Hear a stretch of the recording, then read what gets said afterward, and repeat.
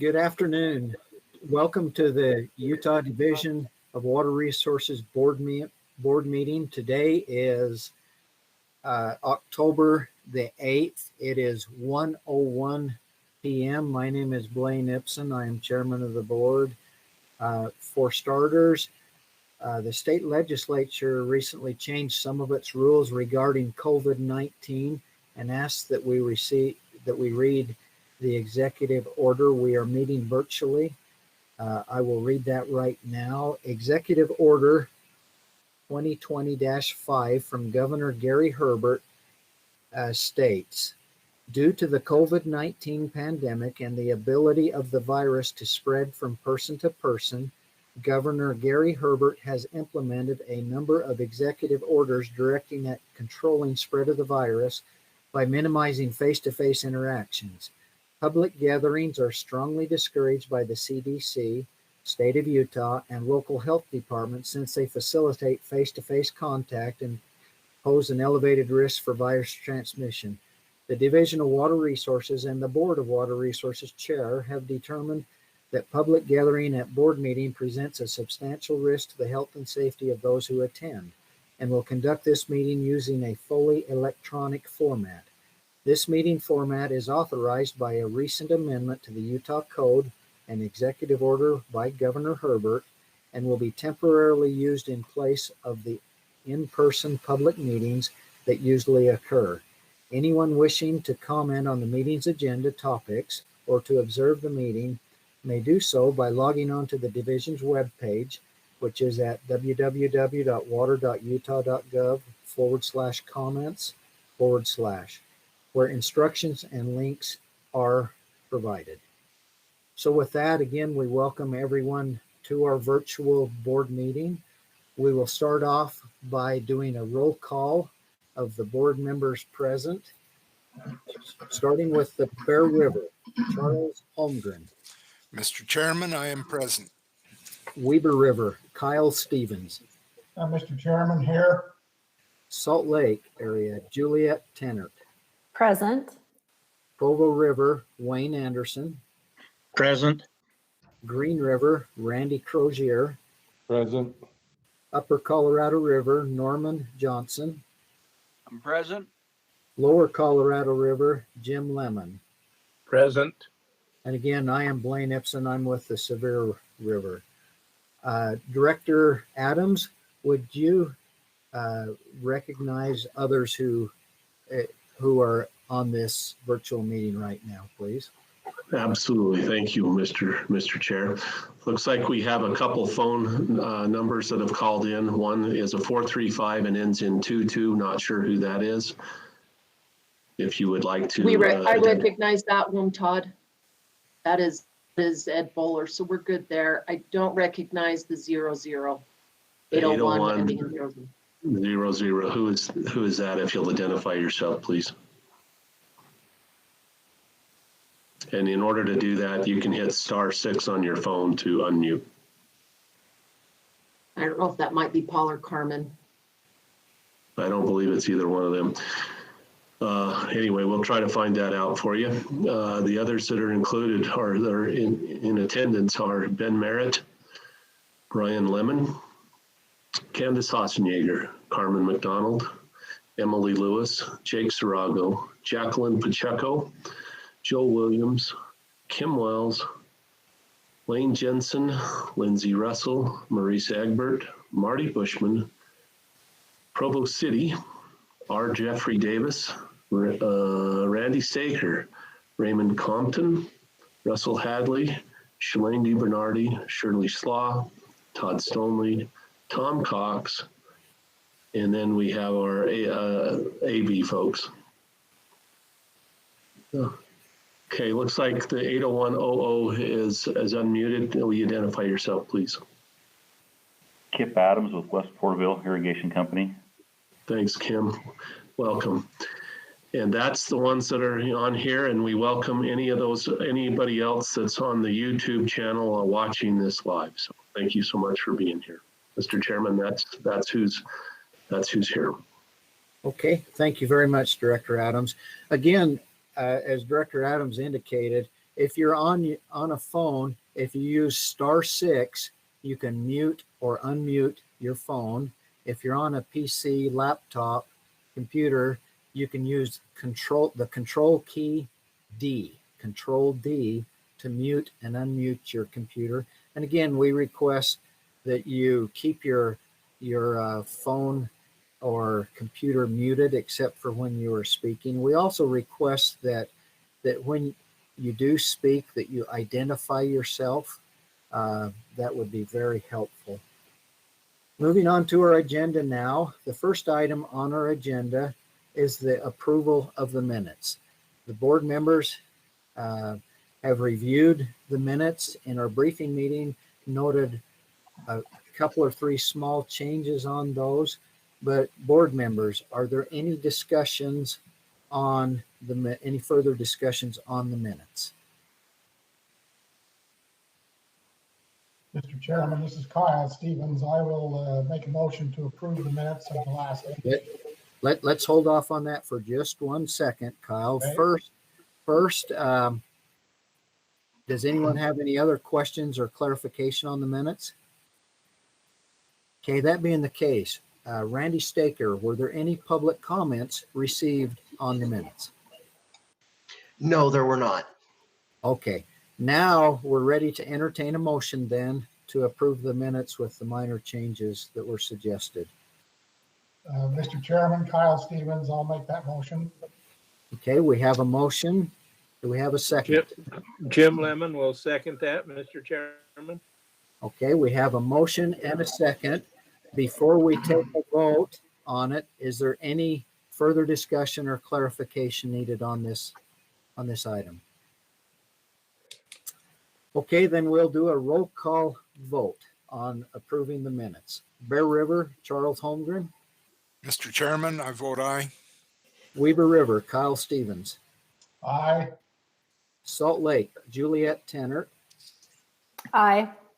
Provo River, Wayne Anderson. Aye. Green River, Randy Crozier. Aye.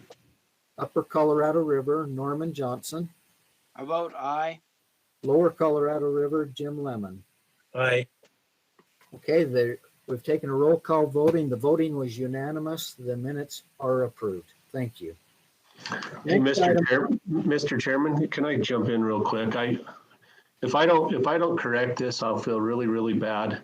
We have also Carmen McDonald and Paul Gedge on here, and they're running our AV for us. And if I left them out, I'm totally delinquent in my duties. So glad to have them here. Thank you. And sorry, Carmen and Paul. Thank you very much. They are at the heart of this meeting, aren't they? Without them, we would not be able to be having this meeting. So I echo that. Thank you, Paul, and thank you, Carmen. We really appreciate your efforts behind the scenes, but it is extremely vital. Thank you. Okay, next item on our agenda will be under the category feasibility reports. It's project RE 441. It's Provo City in Utah County. And first off, what we will do is we will have member of staff, the project manager, Tom Cox, will give a presentation. And then we will go from there and we will ask each of the representatives who are here today on this virtual meeting from Provo City to identify yourselves. And then we will ask the applicant, which is Provo City, any of you, if you have any additional comments to what Tom Cox from staff gives, and then we'll go from there. So that's kind of the protocol that we'll be doing on all of these. We'll have the staff member, project manager present it first, and then we'll ask those representatives from the various entities, companies, to identify yourselves by name, and then and anytime you have a comment, if you can identify your name, please, that would be helpful. And just give any additional comments, and we'll just approach it that way. So Tom, if you can get us going on Provo City's project, please. Mr. Chairman, members of the board, this is Tom Cox. Provo City has a population of approximately 126,000, and it provides water to about 19,600 residential, commercial, industrial, and institutional connections. Water is obtained from area springs and wells and some from the Central Utah Water Conservancy District. The water system includes 17 wells, 11 storage tanks, and approximately 400 miles of transmission and distribution pipelines. And there is no separate secondary irrigation system in the city. Provo City's population continues to grow and is expected to do so for many years. Even though the per capita water use in the city has been decreasing, the increase in population has required the city to produce additional water. This has been done mainly through an increase in the pumping of their wells. As a result, the static water level in the city's wells has seen steady decline and has dropped up to 58 feet in some cases.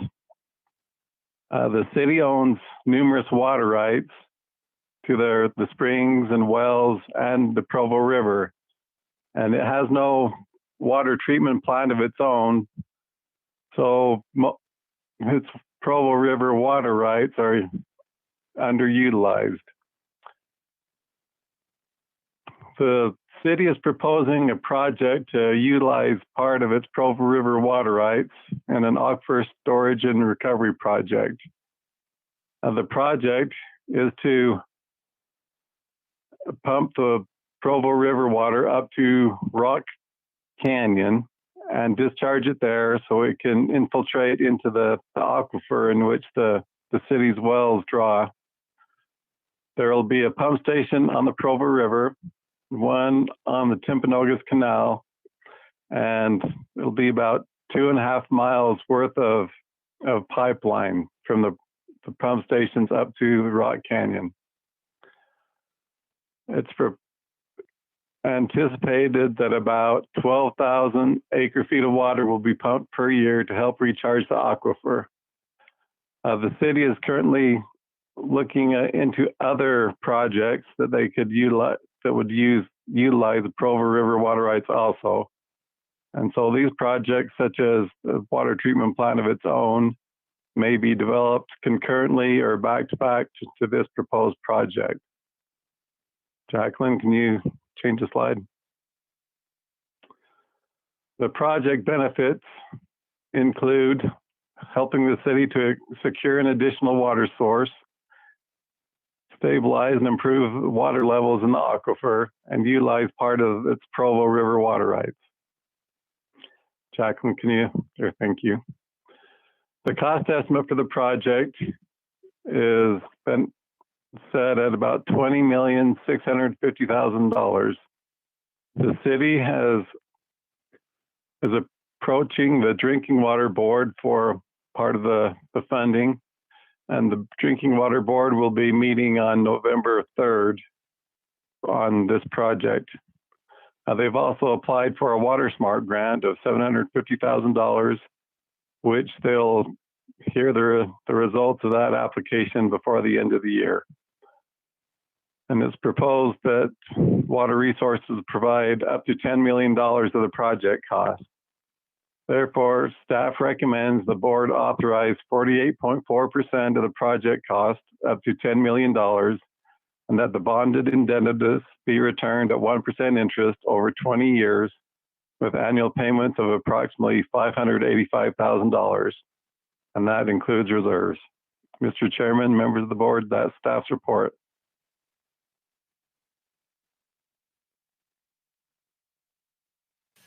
Thank you, Tom. I appreciate that. Okay, Provo City, each of you that are present, could you identify yourself? And then if you have anything additionally that you would like to bring up, if you would please do so. Thank you, Mr. Upson. My name is Dave Decker, and we're joined today. I'm the Public Works Director from Provo City, and I'm joined today in the room, Kane Jones, Eric Calder, Jimmy McKnight, and Brian York is our water superintendent. We're also joined today on the meeting, Jeff Davis and Brian Lamond from Bar Engineering. They're part of our presentation as well. And if it's okay, I'd like to take just a few minutes to add a bit of information that Mr. Cox did part of his presentation. Hey, Dave, this is Todd Adams. Can I get you to get a little bit closer to the microphone? It is extremely hard to hear you, and I'm not sure we got any of those names for the record. So, Todd, do you want me to go through the names again? Is that better? if you would, please, that would be great. Okay. I'm joined today across the table from me is Shane Jones, one of our engineers, Gary Calder, who is the division director over water and wastewater. Ryan York is our water manager, and Jimmy McKnight is our business manager for Provo City Public Works. We also have Jeff Davis on the phone and Brian Lamont from BART Engineering. They're both from BART Engineering, who they are the consultants over the ASR study that Provo City is doing. Thank you. That was much better. Thank you. And if I could add just a bit to the presentation, again, I appreciate Mr. Scott and the work and the coordination that he's done with our staff. I want to make sure that the Water Resource Board understands this is not just in concept stage. We've spent about 2 years looking at an ASR project, and BART Engineering has done an excellent job in doing pilot studies in 5 different locations. We're focused only today with your board only on one location. As Tom mentioned, Rock Canyon is one of the most promising ASR sites in Provo City that we've identified. And if we could use, let me see if we can share our screen.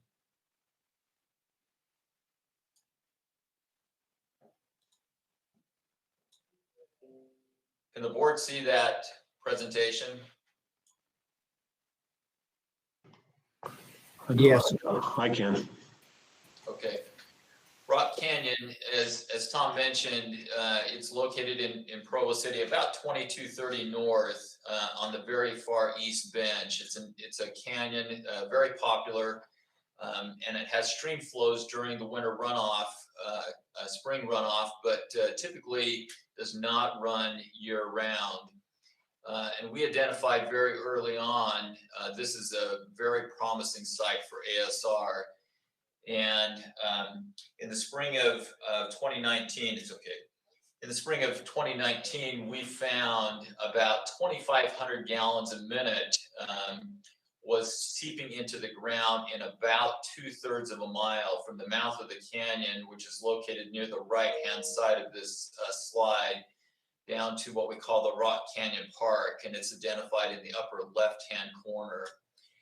And when we approached the ASR study on this site, BART Engineering recommended drilling monitoring wells that are identified on this plan that you can see. We drilled initially 4 monitoring wells and conducted a study in the spring of 2020, this year, using our culinary water system. We have a tank that's close to the mouth of the canyon. We can identify it right, very far right-hand side of this map. And we used our culinary water system. And over a 12-day period, we discharged more than 20 million gallons into the natural stream when it was not running spring runoff water. And we were able to soak that water into the stream bed. Again, within about a half a mile, it was all disappearing into the ground. The 4 monitoring wells that are identified on this page, you can see they're noted how much increase in each of the monitoring wells. Anywhere from 10 feet was the lowest amount. In well number 4, we had more than 70 feet of increase in the aquifer levels just in 12 days. And we found it very, very promising. It's important, I think, to note that our culinary water wells, we would eventually apply for a recovery permit. Right now, we're preparing a recharge permit that would be submitted to your division along with water rights and water quality obtaining the correct permits. But long-term, we would eventually likely want to recover this water. And the closest well is about half a mile, 3/4 of a mile to the west, off the picture to the left. And we would eventually start to recover this water. As Tom Cox indicated, the water would be coming from the Provo River, rights that we own in the Provo River.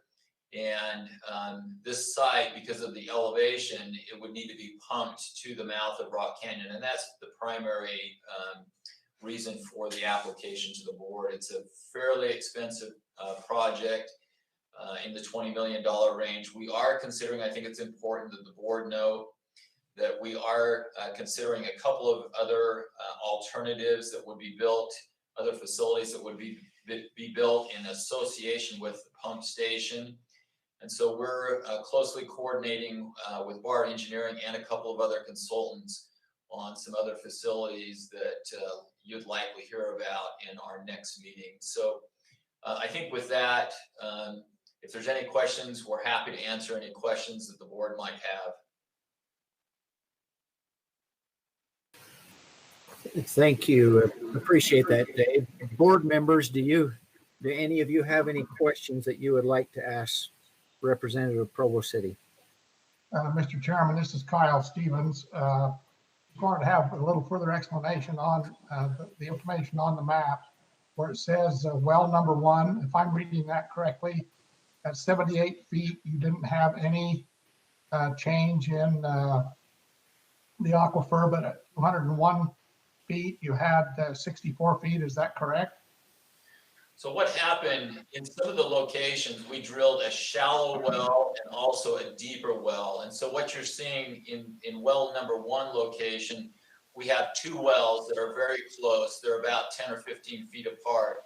The deeper well, it's drilled down in the 200-foot range, and it saw an increase of 64 feet. The shallow well that is adjacent to it did not see any increase. And the reason we did this was so that we could ensure that the water is getting deeper down toward the aquifer and it's not ponding up or it's not being caught in, sometimes it's called an aquitard or a clay layer that might stop the water from getting into the aquifer.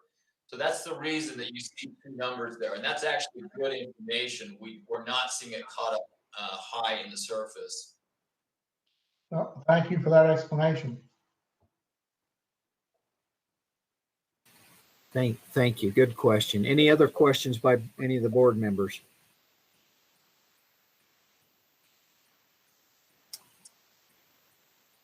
Okay.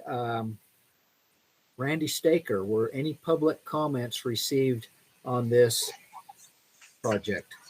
No, there were no public comments. Okay. Board members, coming back to you, before we take any action on this, do you need any clarification or have any additional questions that you might have for either Tom or representatives from Provo City?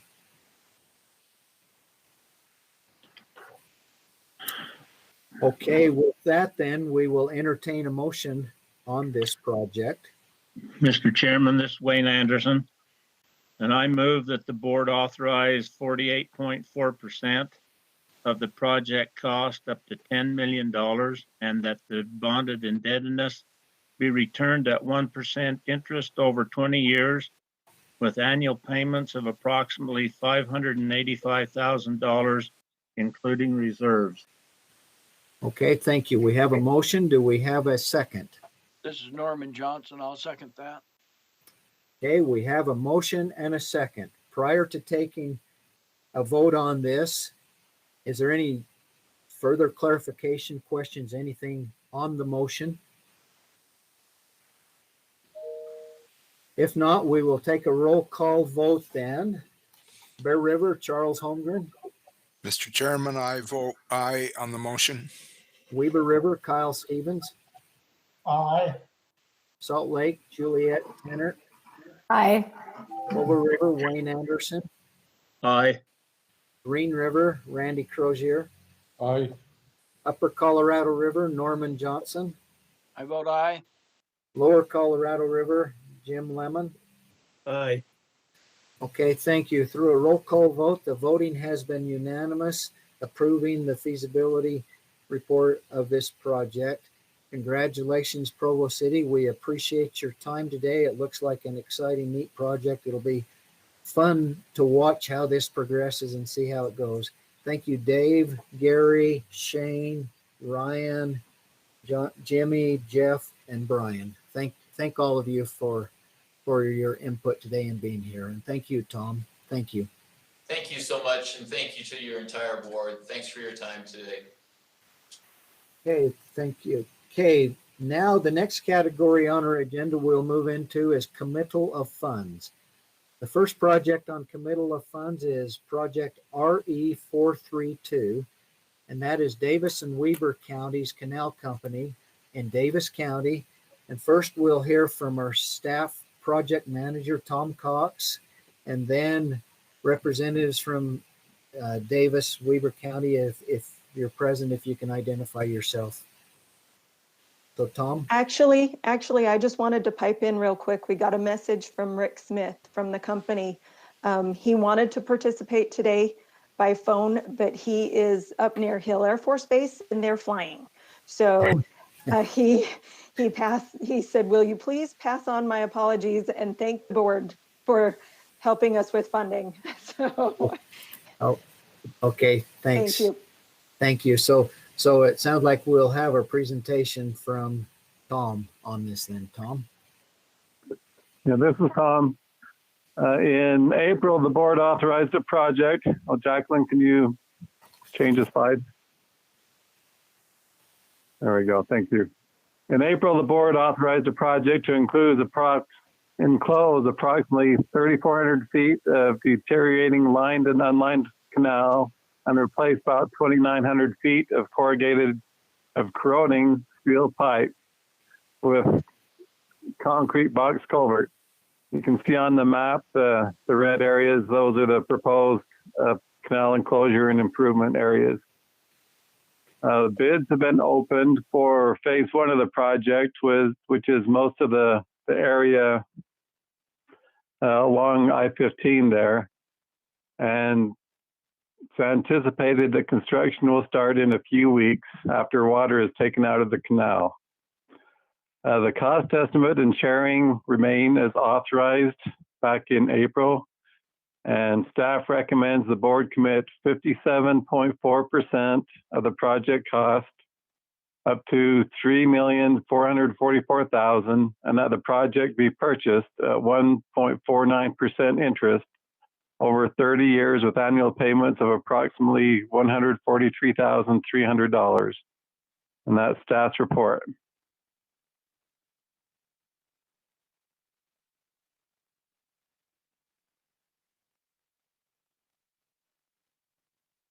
Mr. Chairman, I believe you're muted. That I am. Thank you. I appreciate that report, Tom. We just heard that Rick Smith is not able to be with us, so we don't have anyone from Davis and Weaver. Did we have any public comments on this project? Mr. Staker.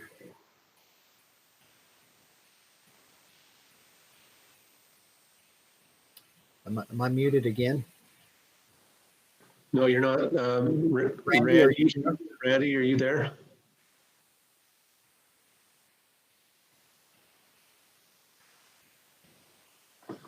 Mr. Chair, let me try to call him. Yeah, okay. In the meantime, I'm sorry, I'm here. Okay. Little glitch there. No, there were no comments on that project. Okay, thank you. Board members, do you have any questions on this project for Tom that you'd like to ask Tom about this project? Okay, with that, we will entertain a motion then.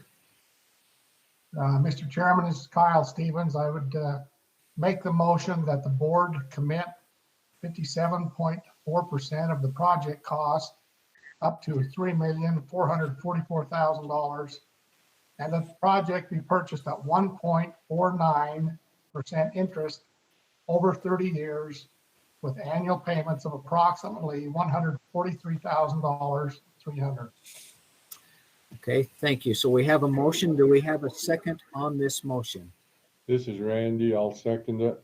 Okay, we have a motion and a second. Prior to taking on the motion or any clarification that needs to take place? If not, we'll do a roll call vote then. Bear River, Charles Holmgren. Aye. Weber River, Kyle Stevens. Aye. Salt Lake, Juliet Tanner. Aye. Provo River, Wayne Anderson. Aye. Green River, Randy Crozier. Aye. Upper Colorado River, Norman Johnson. I vote aye. Lower Colorado River, Jim Lemon. Aye. Okay, we've had a vote. The voting is unanimous in favor of this project. So project RE 432 is successful in getting its committal of funds. Thank you, Tom. Okay, moving on now on the agenda, our next category is special items. The first project under special items is project RE 442. It's for West Milburn Irrigation Company. It's on authorization and committal, and it's in Sanpete County.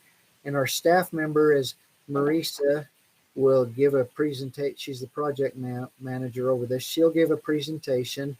And then afterwards, I believe I saw that someone is online. So after Marisa, Raymond and Lane, if you can identify yourselves, please. Mr. Marisa. Chairman, you want me to go ahead and proceed or have them Yes. introduce? You go ahead and proceed, and we'll have them after you give your presentation. All right. Jacqueline, if you'll go to the next slide, the map, please. As you can see, the proposed project's located just west of Milburn, and Raymond, don't take this as offense. If you don't know where Milburn is, it's about 5.5 miles north and a little bit west of Fairview in Sanpete County. The company's irrigation system consists of almost 4.5 mile long open ditch canal. And you can see that on the map with the red dotted line. And we will in a minute show you some pictures. And the word open could be interpreted in many different ways on that. The diversion structure is on the Sanpete River, about 1.7 miles north of Milburn, up there at the top of the map. And the canal travels along the hillside west of the company's service area, which really came into play during the fire season a couple years ago. There are only 13 shareholders. They've got 320 acres that they irrigate. And currently there's only about 25 of those acres that are sprinkle irrigated. The rest are flood irrigated. So on top of that, a couple of the issues is their ability to divert their total allowed water right in the first place. And we'll show you another picture that helps describe that. And then seepage losses in this existing canal. And they also had some real problems with the fires from a couple years ago, where the canal filled in with ash and soot and debris, and had a very difficult time getting that cleared out. So the average diversion also over 6 of the last 7 years was only 117 acre feet. And if you recall, they have 320 acres they're trying to irrigate. The project will replace 4.4 miles of canal with 2.8 miles of pressurized pipe. And you can see the green on the map, that is shows where the pressurized pipe will go, definitely shortening the travel distance and going more through the middle of the service area, and so more available. It is expected that all 320 acres will be converted to sprinkle irrigated, and they will have a sediment trap constructed up near the diversion. You can go to the next slide, Jacqueline. So this is the open canal. And this is right behind Mr. Raymond Compton's house. And if you go to the next slide, another picture of that open canal. And then we'll look at some pictures of the canal up near the top, if you'll go to the next slide. So this is their weir structure just off of their diversion. And if you'll go to the next slide. So showing some of the difficulties of a canal that has served them for quite a while, but definitely is in need of some help. And the next slide, that is one of the hillsides where you can see up on the top where there's some burn scars. That is part of what they dealt with the fires coming quite close to Mr. Compton's home. In fact, he said some of the firefighters slept on their back porch or tried to sleep. Next slide. And this is a quote from Raymond, the mighty Sanpete River. You'll go to the next slide. There it is. That was the condition it was in a couple of weeks ago when I went. And the next slide. So that's above the diversion. This is below the diversion. And I thought I had a picture of the diversion structure that's already in place. I don't have that. So they've got some real difficulties with the existing system and trying to bring it up to conditions that could possibly allow them, when they can divert, what the diversion they can get, even though it may be below what they're allowed, at least they can keep most of that in their system rather than seeping into the canal. Next slide. So the project will benefit by eliminating seepage and some evaporation, increase the delivery efficiencies. It will allow them to do a pressurized irrigation system and allow conversion from flood to sprinkle irrigation. Next slide. And this is the cost sharing and repayment. They do have a Water Smart grant for just over $255,000. They are asking that the Board of Water Resources fund $335,000 or 51.6% of the project, which is just about 85% or just over 85% of the non-grant money that they're looking for the funding. And staff recommends that the board both authorize and commit 51.6% of the project cost up to $335,000, and that the project be purchased at 0% over 25 years with annual payments of approximately $13,400. And that is staff's report. Thank you, Marisa. Representative from West Milburn Irrigation Company, would you please identify yourself? That's you, Raymond.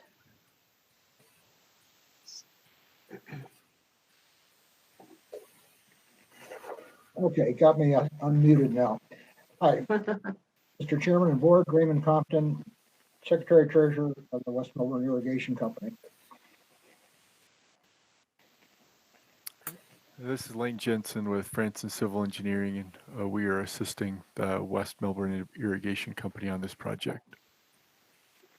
Thank you, both of you, Raymond and Lane. Would you like to add anything to what Marisa has said regarding this project?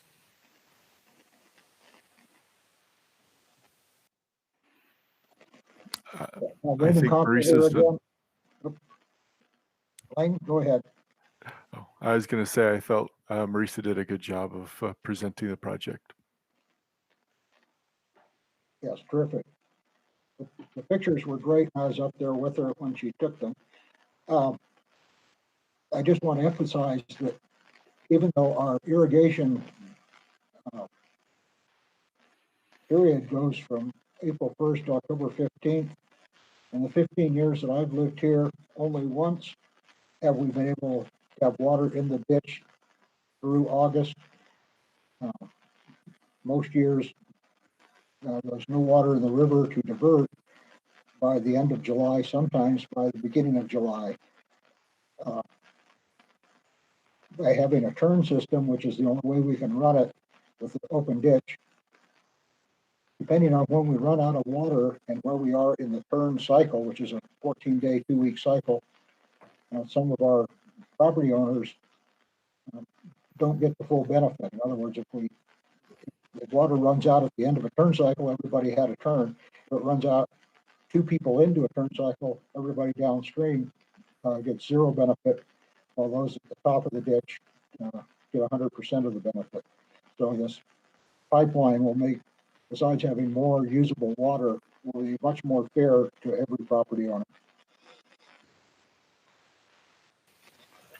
Okay, thank you, Lane and Raymond. Board members, do you have any questions for either Raymond or Lane or for Marisa? Mr. Chairman, this is Kyle Stevens. Just a comment. Marisa started out by saying we may not know where Milburn is. Unfortunately, I think they were on Channel 5 News last night, and I hope that issue got resolved. I haven't heard whether it did or not. I haven't either, and our doors are locked. I wasn't going to bring that up, Wayne, but, or Kyle. Sorry, I did. And I personally am familiar with the Milburn area and Sanpete County, and the mighty Sanpete River looks exactly like that picture said right now. So I can vouch for that too. I've seen it recently just like that. So it is dry, and from my perspective, this would be a good project to help stretch it out some. But any other questions from the board members? Okay, Randy Staker, were there any public comments received on this project? No comments. No public comments. Thank you. Okay. Is there any further clarification or discussion from the board regarding this before we have a motion? Okay, then we'll entertain a motion on this project. Mr. Chairman, this is Kyle Stevens again. Since this is in your area, I would be happy to make that motion. And the motion is that the board authorize and commit 51.6% of the project cost up to $335,000, and that the project be purchased at 0% interest over 25 years with annual payments of approximately $13,400. Okay, thank you. We have a motion. Do we have a second? Mr. Chairman, I second it. I second the motion. Let's see, we had several people going over the top. I didn't catch who actually made the motion. Can we do that again? One was Jim Lemon. Okay, so Jim, you second the motion then? Kyle Yes. Stevens made the motion, Jim seconds it. Okay, prior to taking a roll call vote on the motion, is there any further clarification or discussion on it? Okay, Bear River, Charles Holmgren. Mr. Chairman, I vote aye on the motion. Weaver River, Kyle Stevens. Aye. Salt Lake, Juliet Tanner. Aye. Provo River, Wayne Anderson. Aye. Green River, Randy Crozier. Aye. Upper Colorado River, Norman Johnson. I vote aye. Lower Colorado River, Jim Lemon. Aye. Okay, we've taken a roll call vote. The voting was unanimous. The project is approved as it was proposed. Congratulations, Raymond and Lane, and wish you well on the project. Thank you. Thank you very much, Mr. Chairman and the board. Raymond Compton here.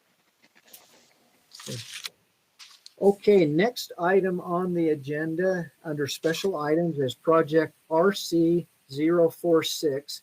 It's Baker Reservoir Irrigation Company for additional funds. It's in Washington County, and Tom Cox is the project manager on it.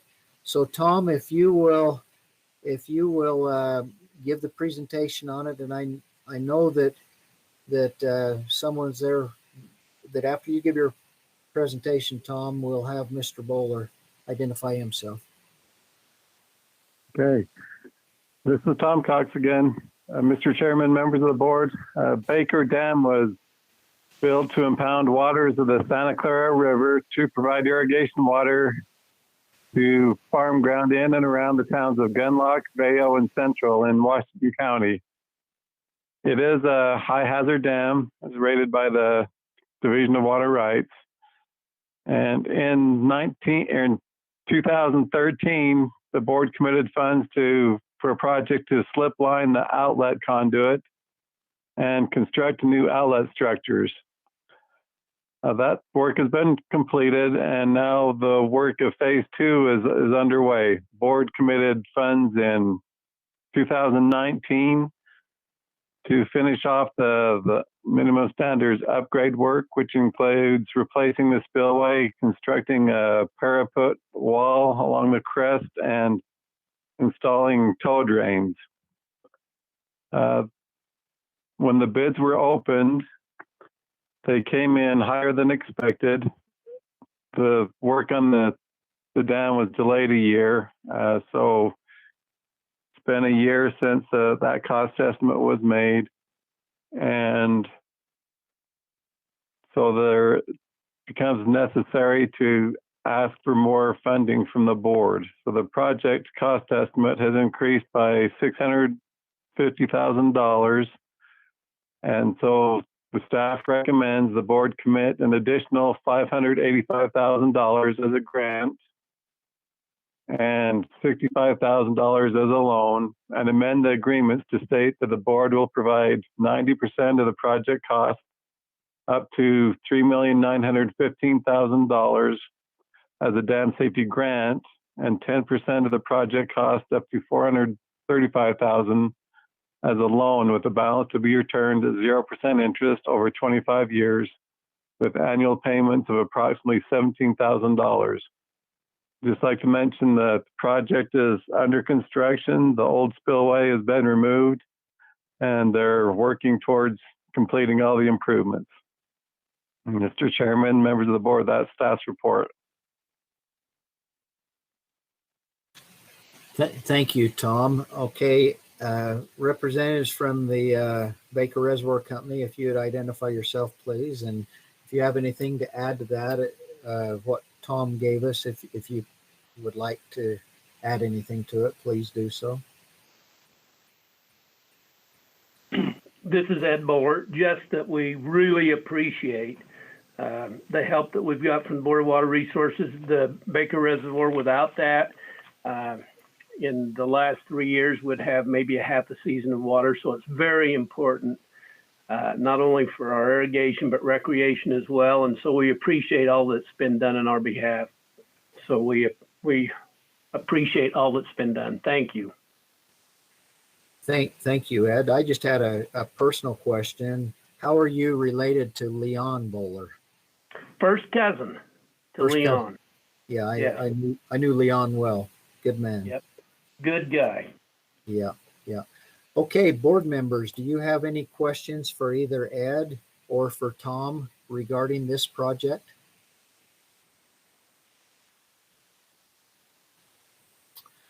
Okay, Randy Staker, were there any public comments received on this project? There were none. Okay, thank you. Okay, board members, prior to entertain a motion, do you have any last minute questions regarding the project or clarification on any of it? Okay, we'll entertain a motion on this project then. Mr. Chairman, this is Jim Lemon. I would move that the board commit an additional $585,000 as a grant and $65,000 as a loan, and amend the agreements to state that the board will provide 90% of the project cost up to $3,915,000 as a dam safety grant, and 10% of the project cost up to $435,000 as a loan, with the balance to be returned at 0% interest over 25 years, with annual payments of approximately $17,000. Okay, thank you. We have a motion on the floor. Is there a second?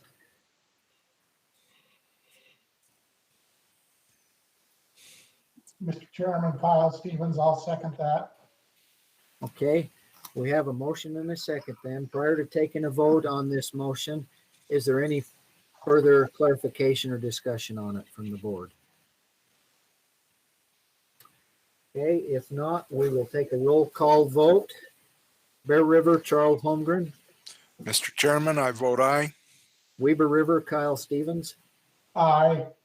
Salt Lake, Juliet Tennant. Aye. Provo River, Wayne Anderson. Aye. Green River, Randy Crozier.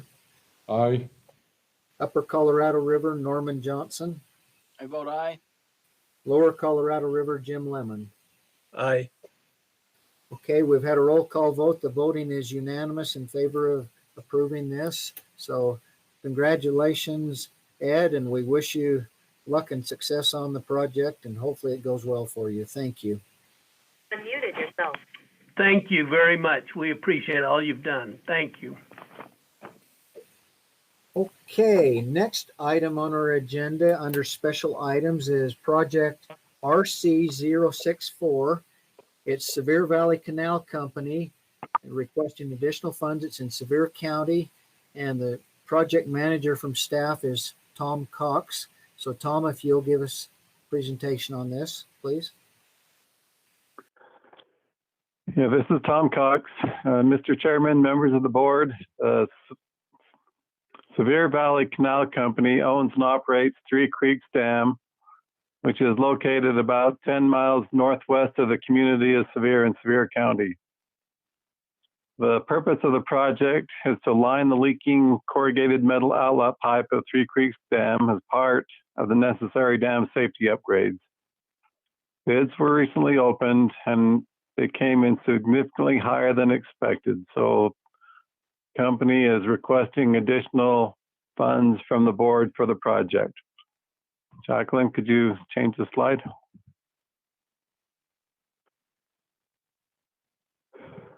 Staff recommends the board commit an additional $63,000 in dam safety grant and $7,000 in loan, and amend the agreements to state that the board will provide 90% of the project cost up to $180,000 as a dam safety grant, and 10% of the project cost up to $20,000 as a loan to be returned at 0% interest over 10 years with annual payments of approximately $2,000.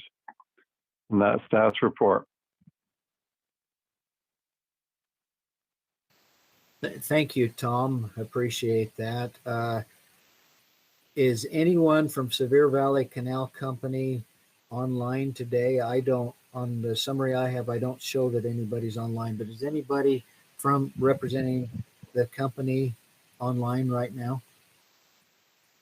Mr. Chairman, this is Tom Cox. I don't believe anyone was planning on being there. We normally don't require the dam owners to participate in the meetings on these kind of projects. Right. Yeah, I was just asking to make sure, just in case they were there. I didn't want to not give them a chance if they were there. I appreciate that, Tom. Hey, board members, do you have any questions for Tom on this project?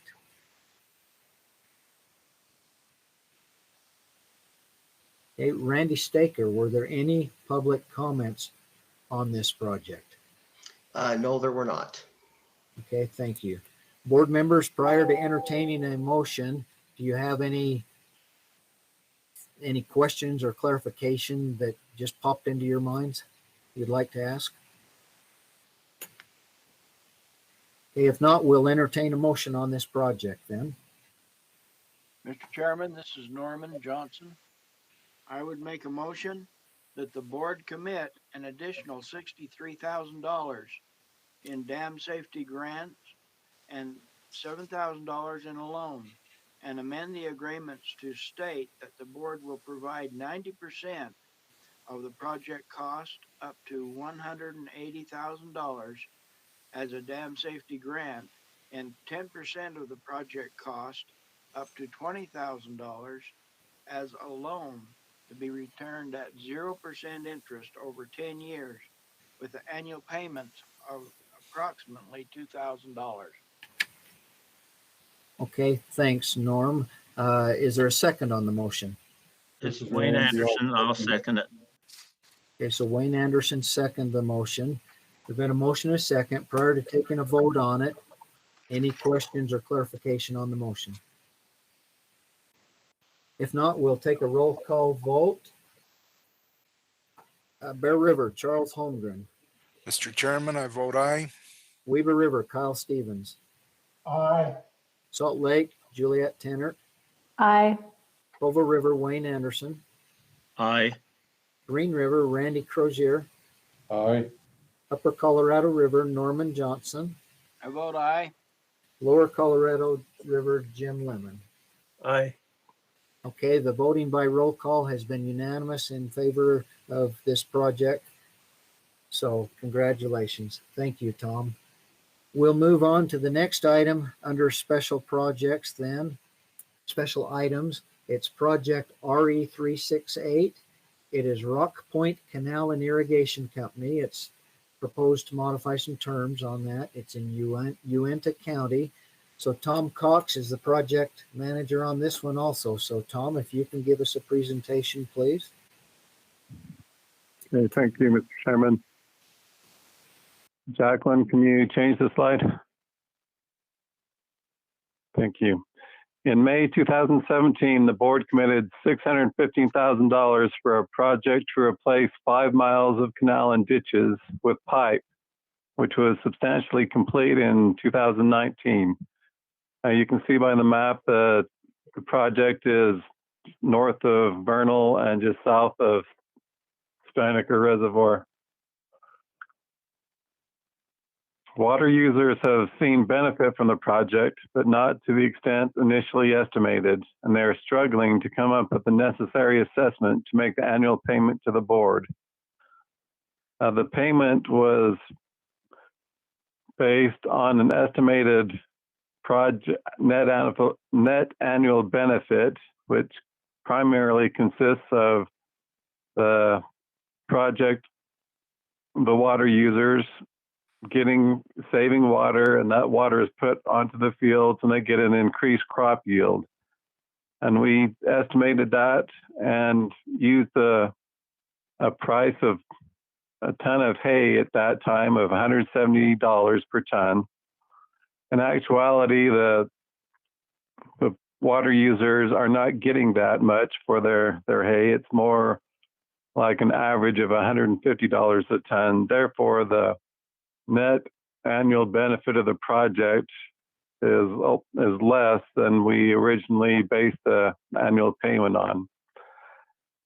And the repayment is also based on the board's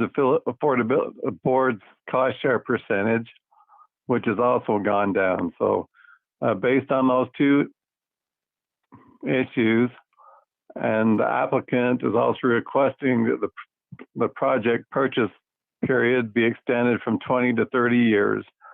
So looking at the revised numbers, if we would calculate the repayment terms today, they would be reduced. So staff recommends the board increase the purchase period of the project to 30 years and amend the purchase agreement to state that the project will be purchased at 0% interest over 30 years with one payment of $30,800, and the remaining annual payments of approximately $20,200. And that's staff's report. Thank you, Tom. Appreciate that. Okay, representatives from Rock Point Canal and Irrigation Company, could you please identify yourself, and then if each of you, and then if you would care to add to anything to the presentation that Tom just gave us. Okay, this is Tony George with the Rock Point Canal. It's Leon Kidd with the Rock Point Canal. I think about the only thing we want to add is if we're just a small canal company, we've only got about a little over 80 shareholders, and our costs for our water assessments over the last year or so have gone up on our delivery costs on the water, plus trying to pay for this pipeline. And that's the reason that we would like to extend it the extra 10 years. Okay. Leon, are you also known as Butch, or is that a different? Me, yeah. Yeah. Okay. Okay. I've got it on list here as Butch, and I assume. Oh, good. I like it better anyway. Good. Good. Is Shirley here by any chance? She was on. She's right here. She's right here also. Okay. Okay. So we welcome all three of you. Anything any of would like to add in addition to that? I think Mr. Cox did a pretty good job. Okay. Okay, board members, do you have any questions or things you would like to ask either Butch or Shirley or Tony?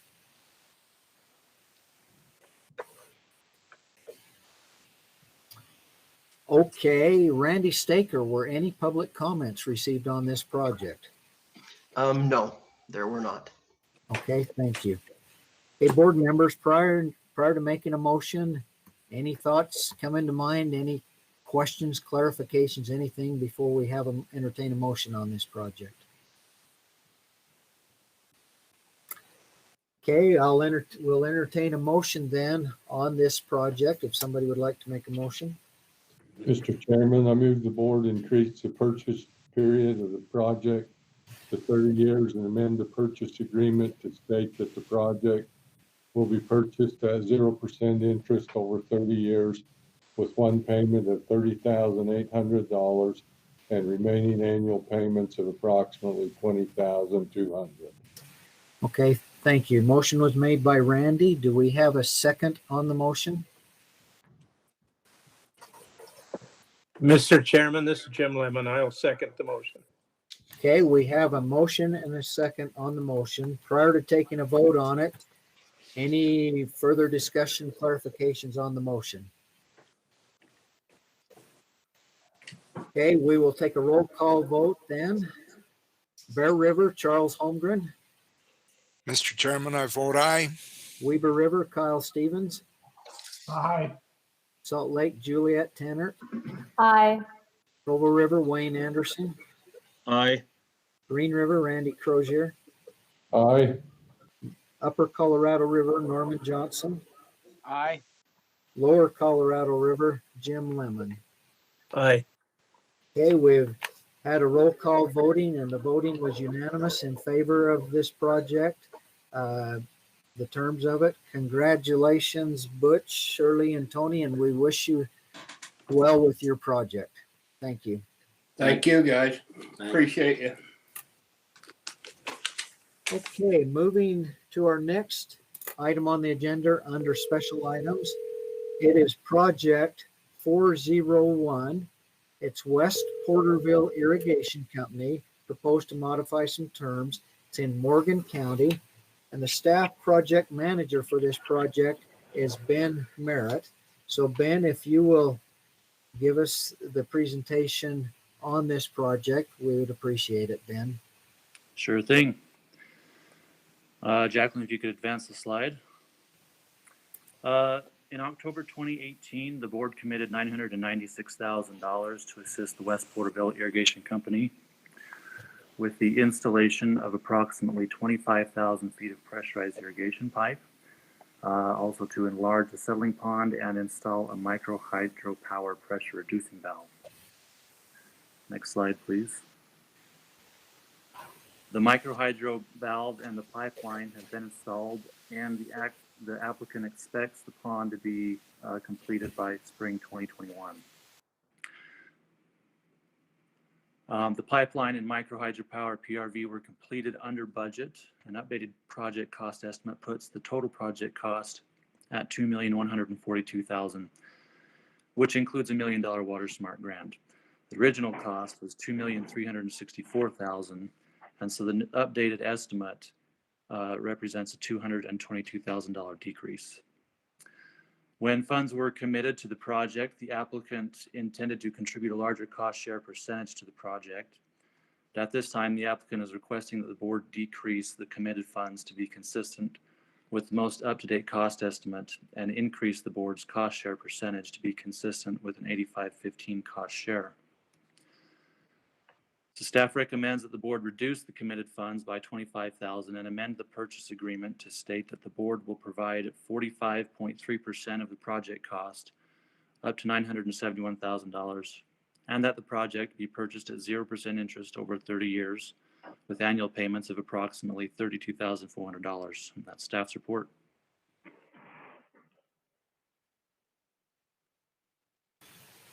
Thank you, Ben. Appreciate that report. Do we have any representatives from West Porterville Irrigation Company online? Yes, I'm Kip Adams, the president of the West Porterville Irrigation Company. Welcome, Kip. Do you have anything you'd like to add to what Ben's presented? Yes. This project has been a success. We want to thank the Board of Water Resources, Ben Marett, JUB engineers, and the West Porterville Irrigation Company shareholders for helping make this project a success. We are very excited to complete it. We have a great system that was delivered on time and under budget. We appreciate your help with this project. Okay. Thank you. Board members, do you have any questions for either Kip or for Ben regarding this project? Mr. Chairman, this is Kyle Stevens. I don't have any questions, just a comment. And that is that you can see by the earlier applications that we've considered today, it's not often that a project that we deal with comes in under budget. You can tell that there's been a lot of extenuating circumstances surrounding this particular project, but I compliment them for working with it and bringing the project in under cost. So thank you. Yeah, good comment. Thank you, Kyle. Any other comments or questions for Kip or for Ben? Okay, Randy Staker, any public comments on this? Nope. Okay, no public comments. Okay, board members, prior to entertaining a motion on this, any questions, clarification that you need? Okay, we'll entertain a motion on this project then. Mr. Chairman, this is Kyle Stevens. I would make the motion that the board reduce committed funds by $25,000 and amend the purchase agreement to state that the board will provide 45.3% of the project cost up to $971,000, and that the project be purchased at 0% interest over 30 years with annual payments of approximately $32,400. Okay, we have a motion on the floor. Do we have a second on the motion? This is Randy. I'll second it. Okay, we have a motion and a second. Prior to taking a vote on it, somebody needs to mute your phone, if you will. It's the number that ends in 00. You can mute your phone by *6.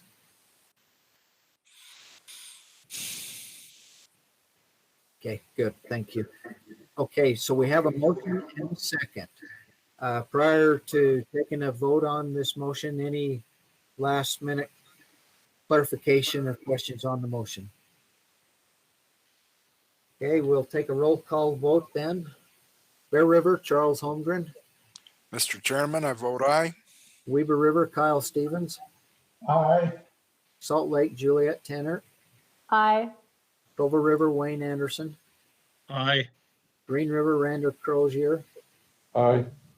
Upper Colorado River, Norman Johnson. I vote aye. Lower Colorado River, Jim Lemon.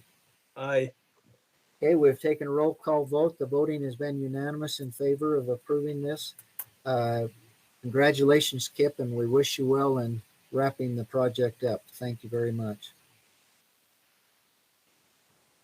Okay, moving to the next item under special items, project, that was just West Porterville. It's project RE020. It's Center Creek Water System. It's a request to defer some payments. It's in Wasatch County. And Shalane is the project manager, going to give the presentation on this. Is that right, Shalane? Yes, it will be me. Not technically the manager, but the manager's no longer working with the division. So right. I got this one. Okay, thanks. Thank you. So in 2005, the board committed $877,000 for improvements to the applicant's culinary water system. Construction was going along great, and they made most of their improvements, and then they hit 2008 and the economic downturn. And the applicant was unable to build a well house and equip that well with a pump as they had planned to.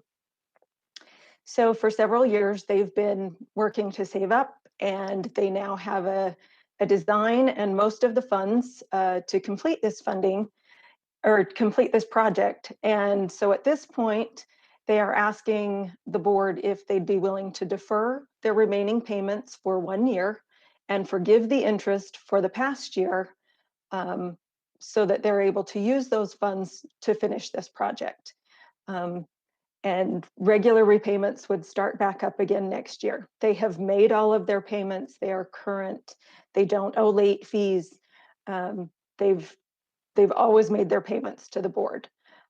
Staff recommends that the board amend the purchase agreement to defer all remaining payments by 1 year and forgive the interest for 2020. Regular payments will resume in 2021. And that is staff's report. Thank you very much for that report, Shalene.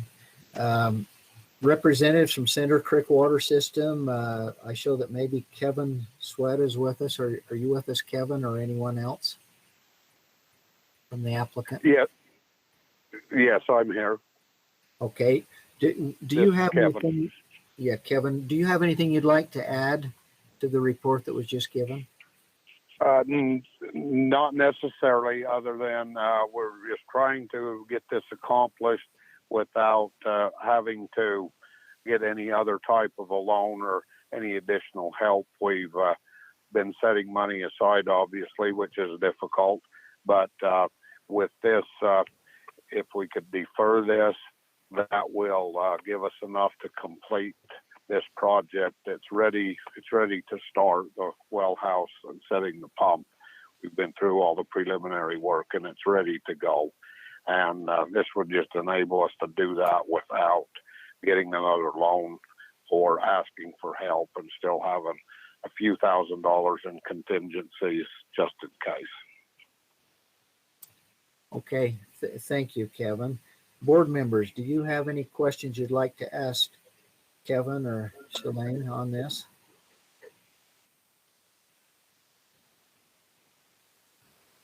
Okay, Randy Staker, were any public comments received on this? No, there were none. Okay, thank you. Prior to entertaining a motion on this project, board members, once again, do you have any last minute questions that pop into mind or clarifications you'd like to ask? Okay, we'll entertain a motion on this project then. Mr. Chairman, this is Wayne Anderson, and I move the board amend the purchase agreement to defer all remaining payments by 1 year and forgive the interest for the year 2020, and regular payments will resume in 2021. Okay, thank you, Wayne. We have a motion. Do we have a second? Mr. Chairman, Kyle Stevens, I'll second it. Okay, we have a motion and a second. Prior to taking a vote on the motion, any clarification or further discussion on it? Okay, we'll take a roll call vote then. Bear River, Charles Holmgren. Mr. Chairman, I vote aye. Weber River, Kyle Stevens. Aye. Salt Lake, Juliet Tannert. Aye. Culver River, Wayne Anderson. Aye. Green River, Randy Crozier. Aye. Upper Colorado River, Norman Johnson. I vote aye. Okay, Lower Colorado River, James Lemon. Aye. Okay, we've had a roll call vote. It's been unanimous. The project is approved as was made in the motion. Congratulations, Kevin, and good luck on wrapping your project up. Okay, next item on the agenda would be new applications. We did receive one new application. It's been assigned number RE443. It's for Bench Creek and Sunrise Irrigation Company in Wasatch County. We will be hearing more about that one as it proceeds through the process, but we did receive that one new application.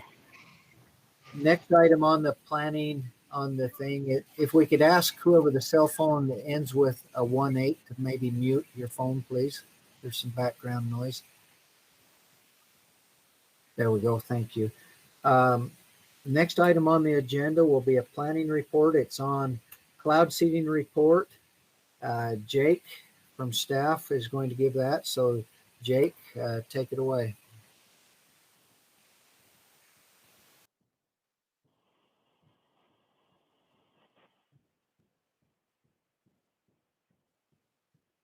All right, can you hear me? Can you hear me fine? You're a little quiet. All right, I'll talk louder.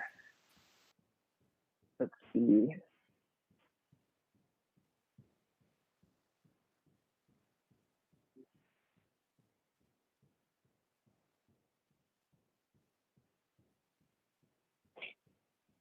All right, can you see the presentation?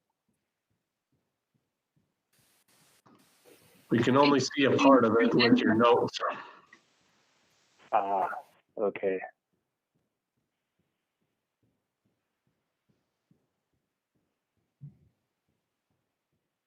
Just a second.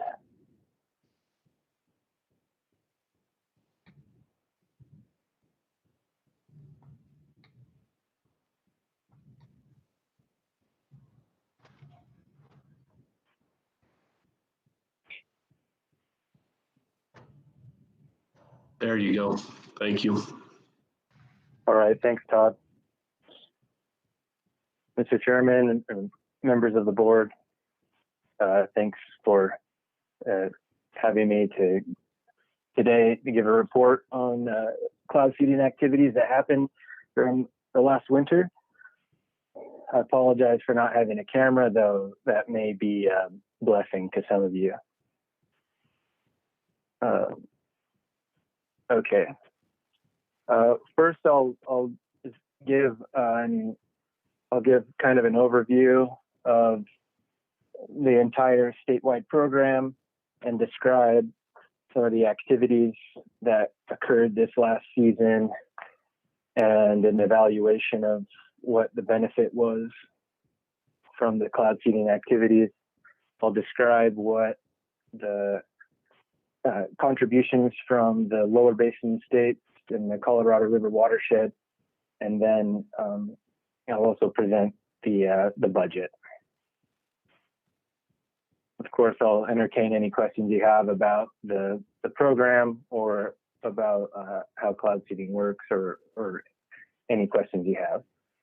So we have 6 programs that cover all of the principal mountain ranges in the state. There's a northern program, a central, southern program. There's a one in the Salt Lake Valley that we call the Six Creeks, one in the west side of the Uintah Mountains, and one on the southern or High Uintah program, we call it. And there's also one in Emery County. This bar graph shows the cumulative expenditures from all the sources, including the local sponsors, the Division of Water Resources, and funding from the lower basin states and the Colorado River watershed. You can see that the lower basin state funding started in 2007. You can also see that since the late 90s, we've been 50% cost share with local sponsors. So the blue and gray bars are equal. And you can also see that the expenditures have been increasing steadily. There were times in the 80s when seeding was suspended completely and hardly any funding, hardly any activity occurred at all. And then in more recent years, you can see like 2012 when expenses were lower than usual because it was an extraordinary winter season. The variability in these bars is a result of just the number of storms and the opportunities to seed each season. This gives an overview of the number of storms which were seeded, which are shown in the number above each column. Also shown are the total number of generator hours by program and by each month.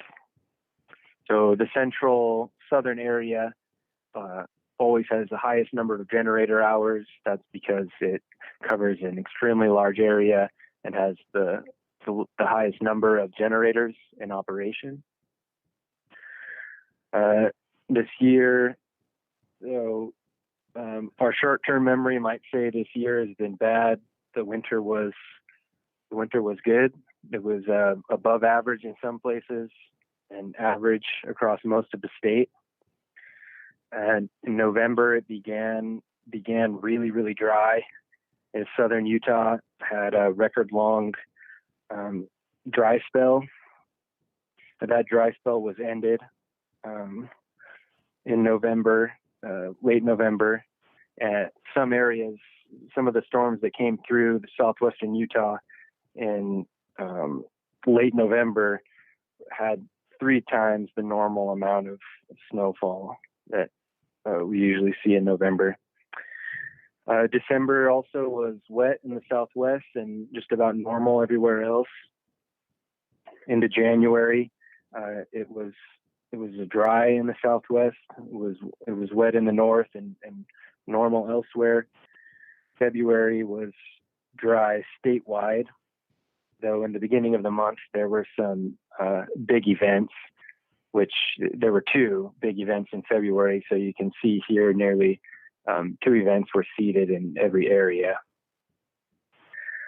March, again, it was wet in the southwest, slightly below normal everywhere else, but it was a really active month. So March, you see in the high Uintahs, there were 8 events that were seeded. In northern Utah, there were 6 events in 6 creeks as well. April, of course, was very dry, the driest on record in Salt Lake City. Nonetheless, they tried to seed 2 storms. Then I'll just point out the gold bar in the central area where 9 storms were seeded. The highest number of generator hours were used, as well as the gray bar in the high Uintahs. Those are program extensions funded by the lower basin states. So we wouldn't have those storms there if it weren't for their funding. This table shows an estimate of what we think the impact from cloud seeding activities were. The method used to measure this is not all that good for measuring each year, but it's quite good for assessing a long-term change. So you can see in the green at the bottom, the statewide estimate for all seasons is a 7% increase. That's 7% increase on the average snowfall, average April 1st SWE. And last season across the state, we estimate it to be an average of 8% increase. We're happy about that. Mr. Chairman, could I ask Jake a question? Please. What is the asterisk on West Box Elder County for? Yeah, Charles, that's just due to the method that's used and the number of seasons. It was broken apart into 2 systems. So it's just a matter of the method used to compute it. Okay, thank you. Yeah. All right. In terms of a summary of suspension activity, we did use the new criteria this year that I presented last year at this time. That was the criteria that was developed in-house and received comment from local sponsors and adopted last year. The only suspension that occurred was in the 6 Creeks area, Little Cottonwood Canyon, in the beginning of February and through February, due to risk of avalanches. There was some folks were trapped up Little Cottonwood Canyon for several days, so we weren't seeding during that time. Something else I'd like to comment and herald here that it's good perhaps that you're aware of. We've, over the last few years, we've developed and maintained and enhanced, I think, a really valuable partnership between our consultant who does all of the operations, North American Weather Consultants, and the Utah Climate Center at Utah State University. And I have this represented as a triangle because this represents the interactions that are occurring. Oftentimes I meet with the other two, we're all together. Sometimes it's just the Climate Center meeting with North American and working and helping each other.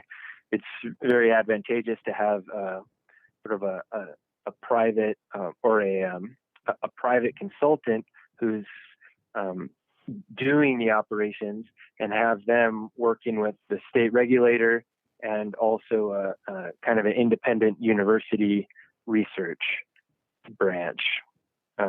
We've been able to develop a forecast tool that's specific to cloud seeding, and that that NOC was able to use last year. We're seeking an opportunity to better measure and assess the impact of cloud seeding in the High Uintah program.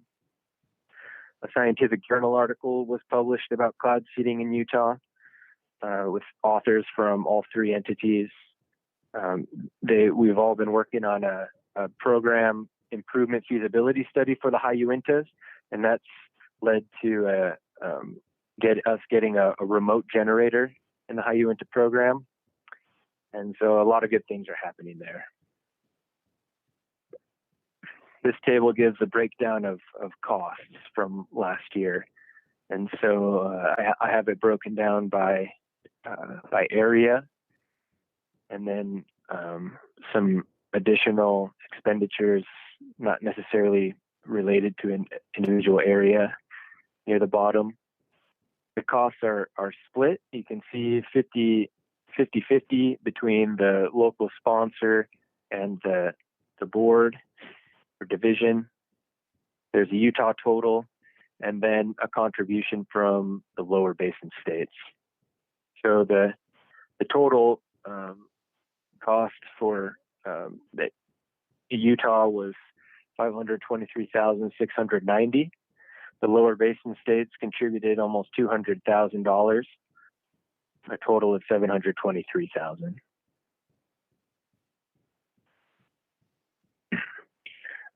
Just a reminder of those lower basin entities that contribute to the program. There's the Central Arizona Water Conservancy District, the 6-agency committee in Southern California, as well as the Southern Nevada Water Authority. And the reason that they're interested in the program is because of these pink areas, which highlight, or rose-colored areas, which highlight our program target areas that fall within the Colorado River watershed.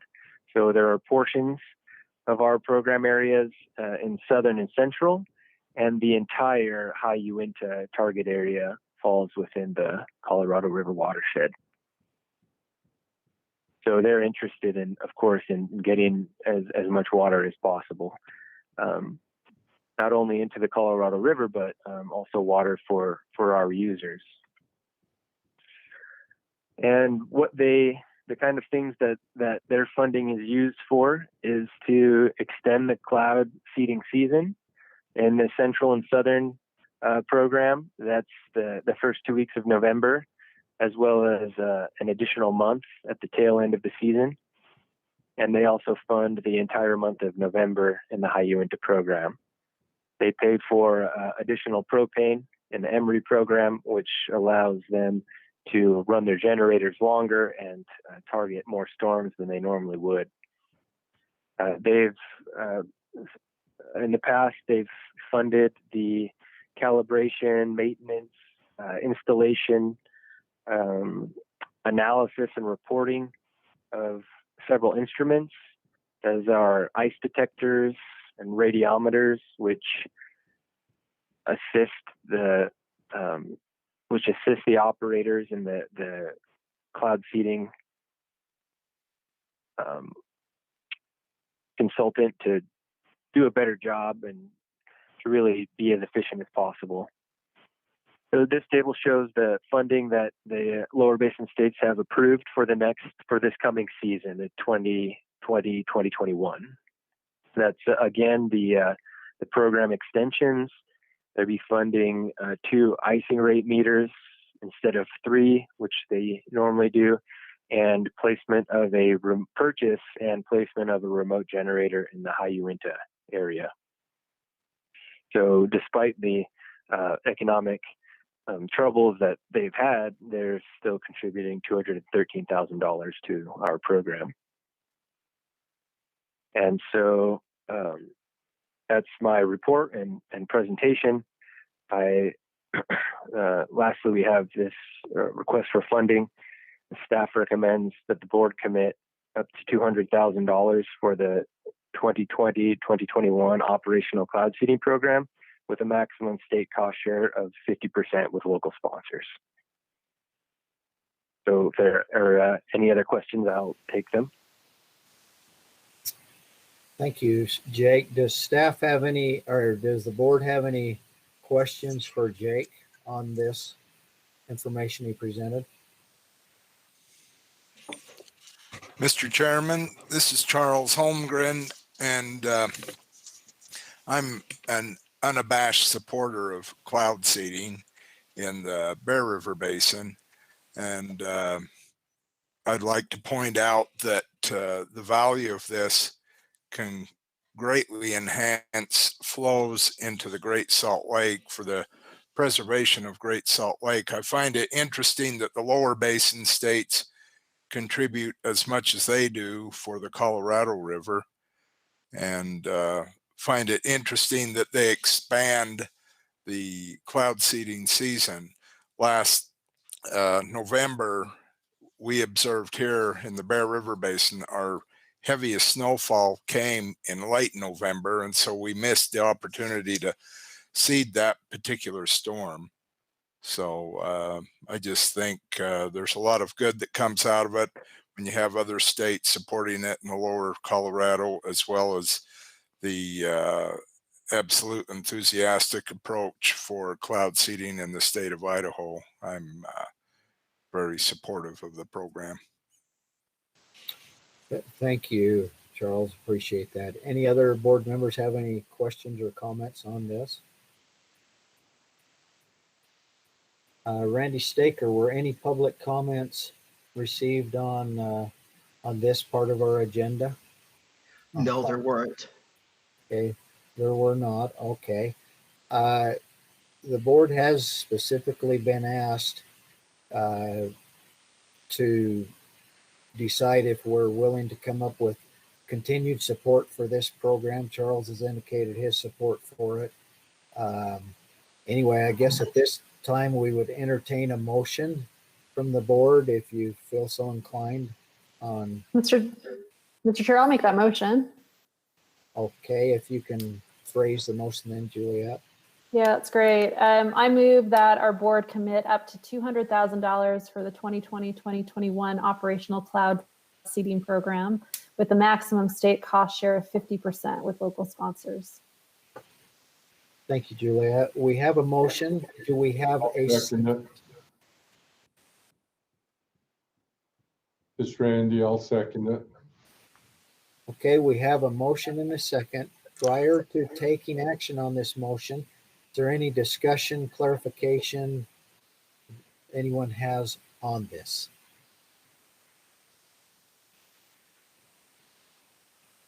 Okay, with that, then we will take a roll call vote. Bear River, Charles Holmgren. Mr. Chairman, I will declare a conflict of interest. I'm I'm a contract employee of North American Weather. I'm paid about $1 an hour to light a cloud seeding generator, but I think I better declare that and recuse myself from voting. Okay, so if we can note that in the minutes that Charles has reclused himself from voting. Thank you, Charles. Weaver River, Kyle Stevens. Yes. Salt Lake, Juliet Tanner. Aye. Provo River, Wayne Anderson. Aye. Green River, Randy Crozier. Aye. Upper Colorado River, Norman Johnson. Yes. Lower Colorado River, Jim Lemon. Aye. Okay, so we have taken a roll call voting. Charles Holmgren reclused himself, excused himself from voting on this due to a potential conflict. Among the other board members, the voting was unanimous. So the motion passes. So we will commit up to $200,000 for the 2021 Operational Cloud Seeding Program. Thank you, Jake. Appreciate your report and whatnot. You're welcome. Thank you, Mr. Chairman. Okay, next on our agenda, we have a report on the Lake Powell Pipeline report. We have a project status update on additional funds for consulting contract from Joel Rose. Joel will be giving us an update on the Lake Powell Pipeline report. So Joel. Yes, thank you, Mr. Chairman and members of the board. Give you an update on where things are at in the Lake Powell Pipeline. It's been in the news a lot recently. I'll start off with one of the items that was on the agenda was for the board to approve a programmatic agreement. That is a document that has been prepared in consultation with the State Historic Preservation Offices of Utah and Arizona, as well as the Bureau of Land Management, of how to handle historical and cultural artifacts that may be encountered during construction of the project. But and that document has been prepared, but is in the stages of being finalized and has not yet been signed by the BLM state director. And so we will not present that today for the board's approval, but at a later date. Wanted to talk a little bit about the water rights change application that is being filed for the Lake Powell Pipeline project. That's been submitted to the Division of Water Rights, and a hearing has been scheduled for October 21st, which will be held at the Department of Natural Resources, but due to the pandemic, they are allowing only two individuals per entity to be represented at that hearing, and the rest of the participants will be through virtual means such as this. And so we will provide the board members a link to that hearing if they're interested in viewing that. Again, October 21st is the date for that hearing. So Lake Powell Pipeline, the comment period, public comment period on the draft environmental impact statement ended on September 8th, and thousands of comments were received, and the Bureau of Reclamation is in the process of analyzing those comments. And in consultation with them, we realized that we're going to need some time to address these comments and make the needed improvements and adjustments to the environmental impact statement, and that this will take some time. We have since sent a letter to the Bureau of Reclamation requesting an extension on this EIS process to allow us to have this time to make the improvements to the environmental impact statement. After these improvements are made, this would require an additional 90-day comment period for public review of the draft environmental impact statement. And so all in all, we are estimating a period of approximately 18 months to be able to make the improvements, get it back out for public review, and get towards a final environmental impact statement. We have heard back from— Hey, Joel, let me just add into that. We have asked for an extension, but we have not heard back from the Bureau of Reclamation. That has not been granted yet. So we're expecting that to happen anytime, and then we will get a new schedule for the NEPA process. Thanks, Todd. In anticipation of this extension, well, as you know, and as we've seen with other projects, additional time means additional money. And in order to make these improvements, this will require some additional analysis, additional modeling, and looking again at some of the studies that have been done to make sure that everything is ready to go for the next round. So the contract that we currently have with Stantec we're on amendment number 9 on that contract, and it expires at the end of this year on December 31st. And in looking at that, according to the previous schedule that we had with the Bureau of Reclamation, we thought, well, we're going to need to extend that for at least a few months to get us into next year to the record of decision. Now looking at this extension time frame, and knowing that the changes that would need to take place, we are proposing an additional 2 years on the Stantec contract just to be safe. Some of the estimates that we're talking about are in the neighborhood of about 18 months. But we thought let's extend that contract 2 years just to be safe, and in order to cover the work that we would need, we are requesting an additional $2,920,000 to cover that additional work for a period of 2 years. Again, a little bit leaving ourselves a little bit of a cushion on that, both the time and the funding. We're hoping to not need all of that money, but just again to make sure that it's in place to cover the work that's needed. We've been impressed with the work that Stantec has been doing thus far, and they continue to come in under budget on our monthly forecasts. And we do anticipate that there will be some money left over at the end. But again, that is the request at this time. And then I will mention that it's talking about additional time and additional budget. We don't have a request at this time, but I'm assuming that if Reclamation comes to us with an additional schedule for additional time, that would probably at some point be an additional request from Bureau of Reclamation, as well as the Bureau of Land Management for some additional money as well for their work. But we'll deal with those when they come. But for now, it's the request to extend the Stantec contract for a period of 2 years to December 31st, 2022, and to provide an additional $2.92 million. And this is staff's report on the Lake Powell pipeline. Thank you, Joel. Board members, do you have any questions for Joel at this time regarding his presentation?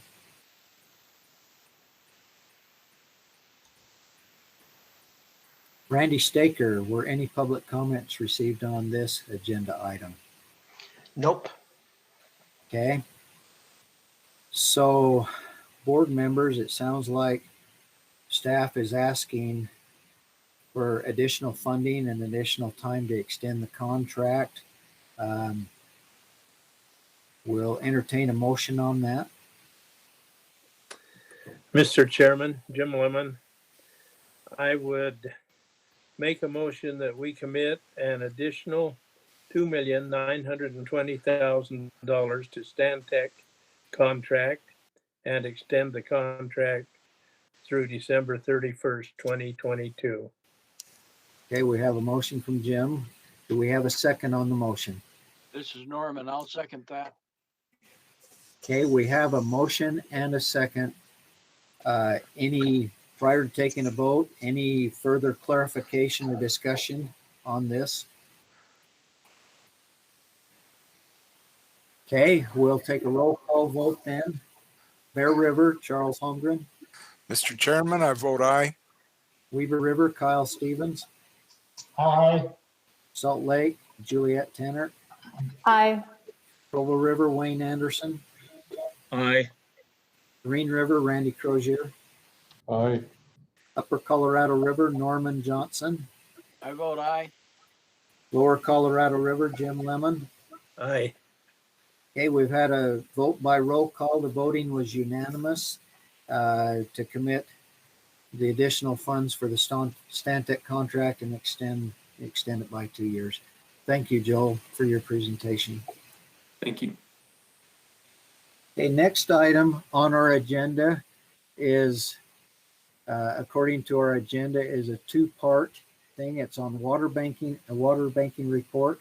First, we will have a staff status report from Emily Lewis, who is a consultant on this water banking effort. So Emily, we'll have you give your presentation first, please. Great. Hello, everybody. I'm really excited to be here. Can everybody hear me okay? Great. Yes. Yes. Awesome. So my name is Emily Lewis. For those who are not familiar with me, I'm a lawyer with the law firm of Clyde, Snow and Sessions. And we are the recipients of the water banking project manager position. That is a combination of funding from state resources and the BOR Water Smart Marketing Grant. And it is a contract with the Division of Water Resources to explore the implementation of the Water Banking Act, which was passed in 2020, which was SB 26. And essentially, the goal of the Water Banking Act was to not, supersede or occupy the field for market transactions, but instead to provide water users another tool in exploring how they do their water management. And so what I was hoping to talk to the board about today is that the way that the Water Banking Act is structured is that it is heavily reliant, and I'm just going to kind of go through live some statutes that we have. The water banking statute is found under Title 73, Chapter 31.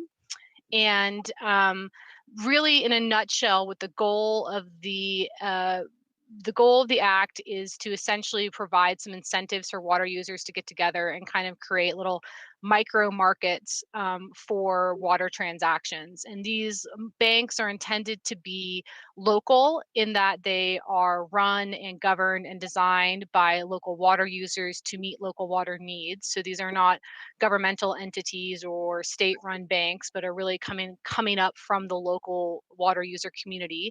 Very similar to how we have, local irrigation companies that deal with local issues and distribute water locally. The banks are intended to help facilitate the temporary transaction of water. And so the reason that we wanted this to be more of kind of like a leasing system is that we wanted the underlying economic value of water rights to stay in the local area. And so these banks are intended to do leasing of water. And local, temporary, and voluntary. And so these banks are voluntary. So these are not any requirements. These are really just kind of people who are interested in exploring a different way to kind of get people together and talk about if there are some leasing opportunities in the various areas. I'm going to primarily talk today about the Board of Water Resources role, but before we get there, I do kind of want to mention just a couple quick things about what we've been learning in the project. One of the questions we frequently get is why would a water user group want to go through the process of exploring a water bank when they already have a good existing system where they are? And the answer to that is it may not be a fit for everybody. And so how we've been articulating the conversation a lot is a water bank might fit really well in areas where you get the benefits of the statute. And the three primary things that the statute gives water users an additional benefit that they don't already have under law is that water banks have a streamlined administrative process in that once a bank is approved to put a water right into a bank, it has to go through the change application process. But the goal is to only have a water right go through that change application process once. So if you're in an area where you're thinking there might be year-to-year leases or changes on a more frequent basis, instead of having to do a change application every time you do that, if a water right is approved to be in the bank, then that means the water right can be kind of approved for the duration it's in the bank, and you don't need to go through multiple change applications.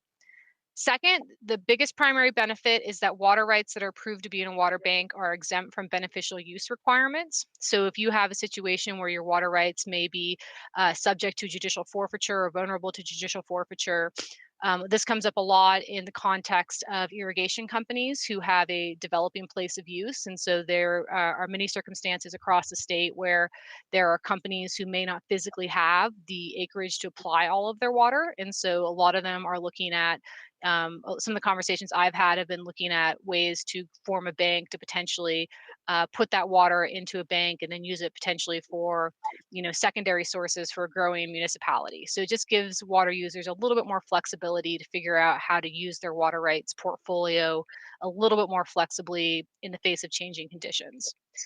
And then the third benefit that really the water banking statute gives folks that they don't readily have is that water rights that are approved to be in a bank are able to be used for any number of purposes, including in-stream flows.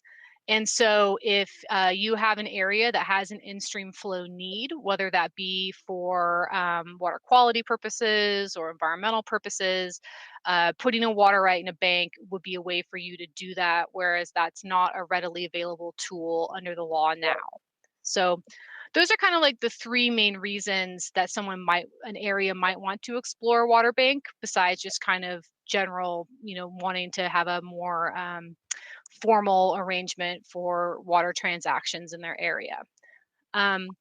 So the reason that I'm here today to talk to the Board of Water Resources is that presently the water banking program manager position is a 3-year position to basically put the concepts of the statute into action. And we're doing that by working in 3 different pilot demonstration areas. And so the first one, and this is the one that's kind of the most nascent, is in Cache Valley. And we're working with about 6 different irrigation companies, seeing if we can get a bank going that's going to be some kind of combination of better using some storage rights held by the company in Porcupine Reservoir, and basically combining existing lease pools between multiple irrigation companies into kind of like one larger lease pool for the area kind of around Avon and Paradise and potentially up into Hiram. So that's kind of like the first area. Second area we're working in is East Canyon Creek and Snyderville Basin.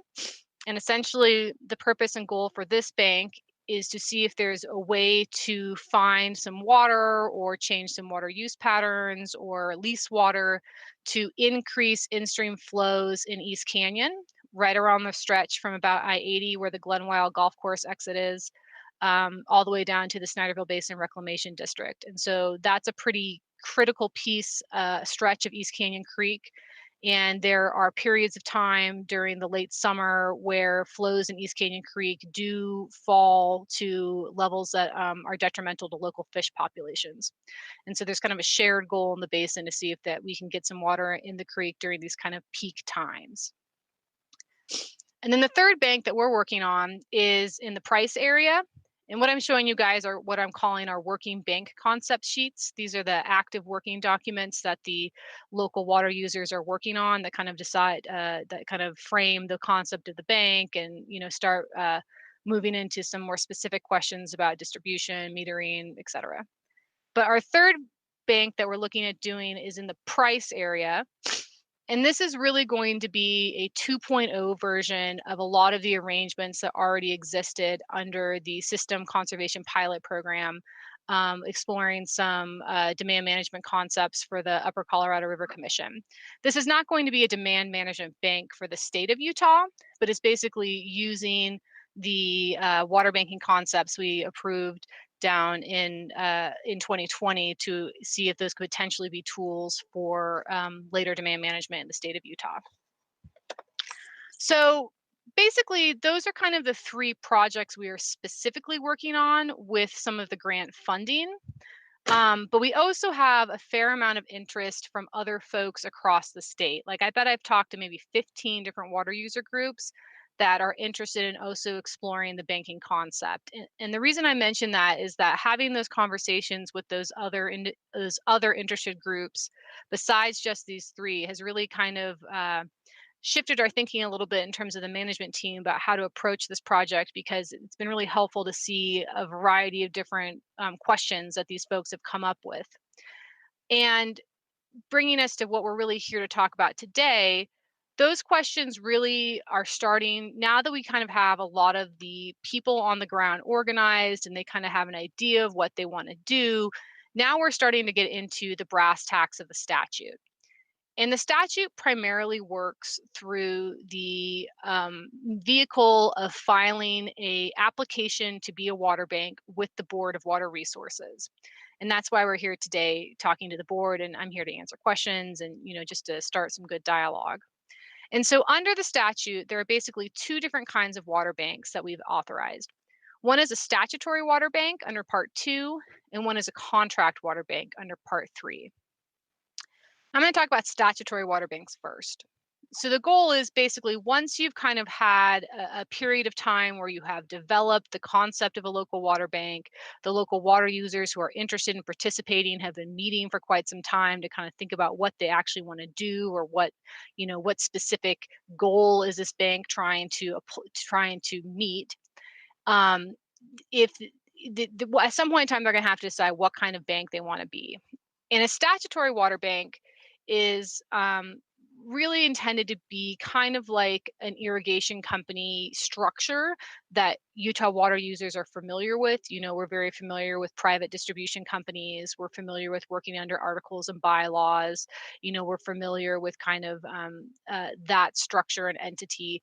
But the goal is to not have them be mutual shareholder companies that are limited to their shareholders, but have the banks organized as an entity that it needs to be a legal entity, a cooperative association, could be a nonprofit, just not a shareholder nonprofit, that basically is more open to more folks than just a shareholder would be in an irrigation company. And I think a good example of this is basically the Cache Valley, where they have so many existing irrigation companies that work great. And what they might do is just kind of create some kind of cooperative association amongst all of them that basically would organize and facilitate the leasing of water amongst multiple companies and making sure it can work inside their distribution system.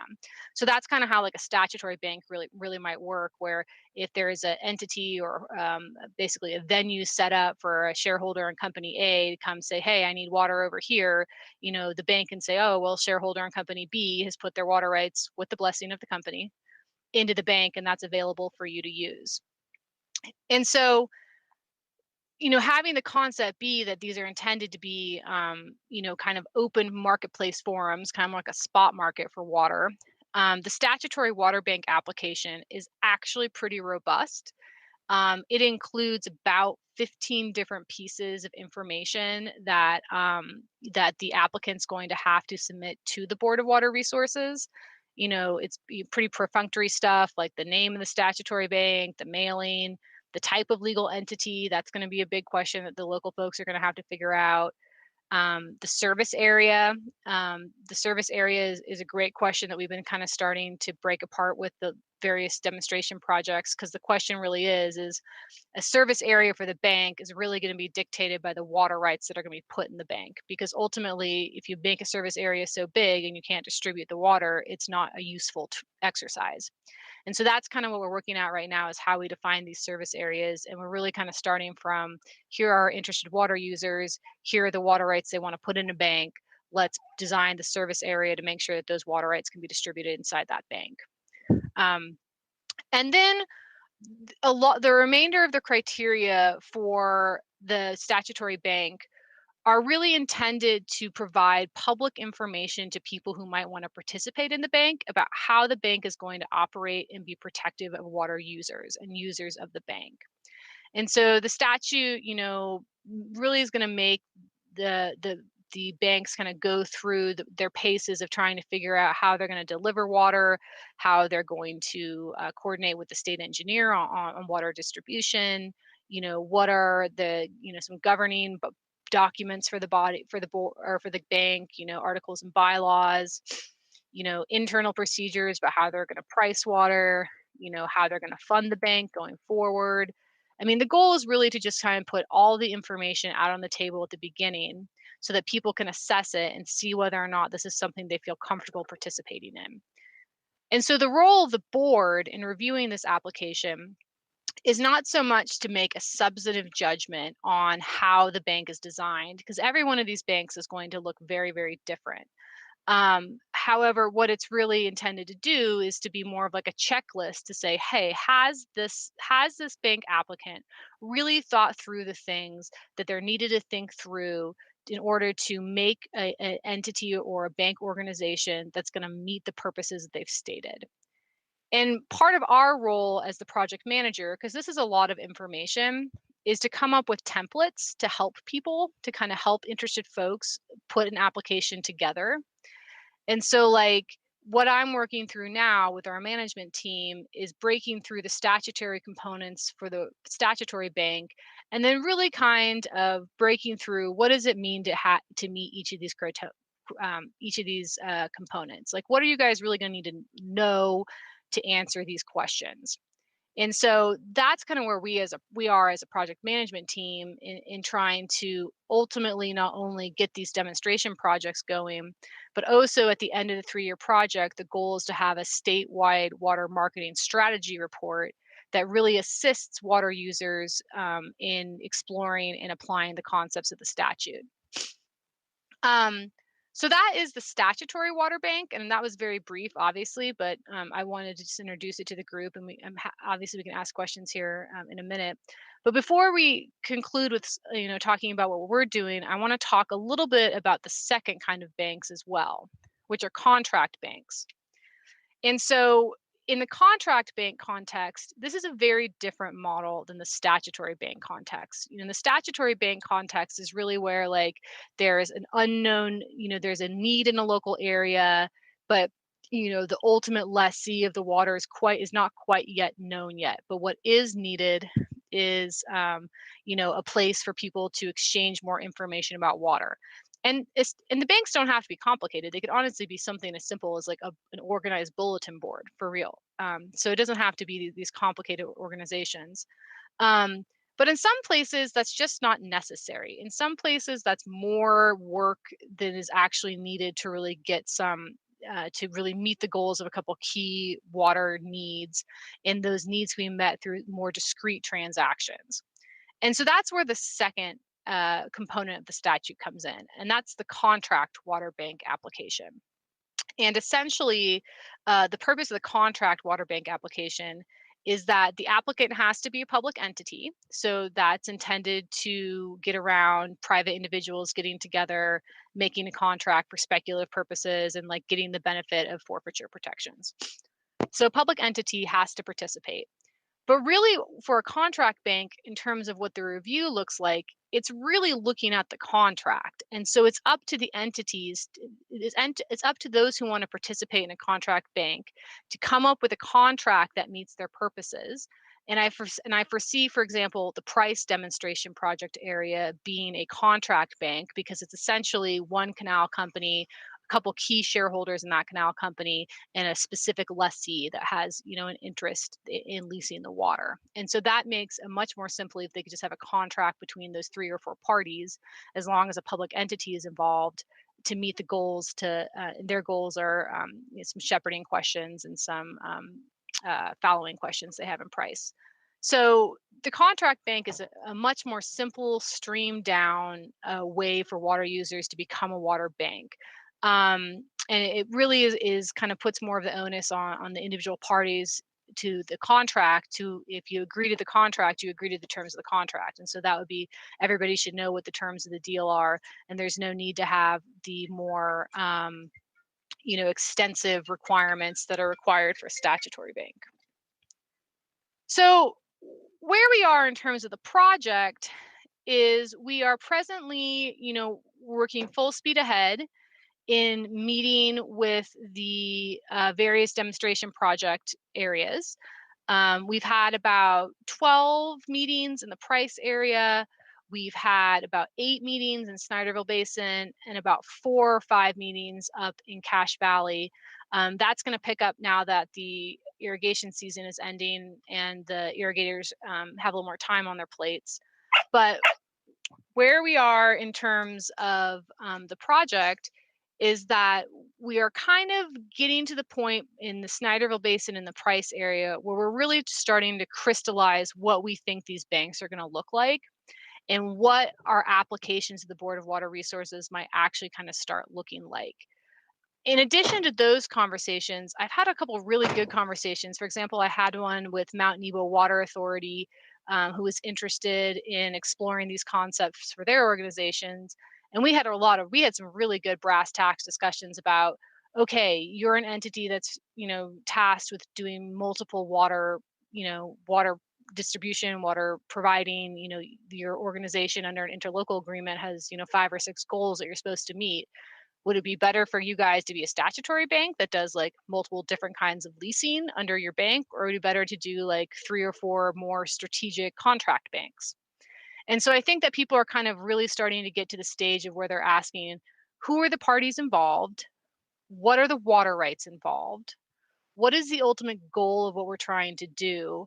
And how do we best facilitate that goal? Is that better making a statutory bank that's more of a little kind of micro open marketplace, or is it better making a contract between the discrete parties and looking to create a bank under that model?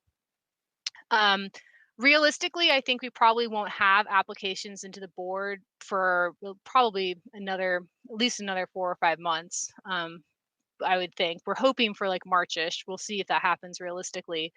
But I think in the interim, I see our role as the project management team as very much working with both the water users, but also our state agency partners. And so I hope that by the time an application actually comes in, we will have been able to develop some good materials, not just for the individuals interested in forming a bank, but also for the board to have some checklists to review and use in assessing water bank applications. So, okay. I don't want to take up too much time since we're already over 3 o'clock, but that's a very general nutshell of where we are and what we're doing. I'd be happy to field questions or, ask, hear any comments back. Thank you, Emily, for that status update. Board members, do you have any questions or things you'd like to ask Emily right now? Mr. Chairman, this is Charles Holmgren. I'd like to ask Emily, how broad are these water banks going to spread? I mean, like the Cache Valley example, is it going to stay within that basic hydrologic unit or that state engineers area where the water rights receive their preliminary numbering? That's a great question. And I think the question really is ultimately there's a couple different checks in the process that really are going to dictate what the size of these banks are. First of all, at the end of the day, to actually put a water right in a water bank, it needs to go through the change application process.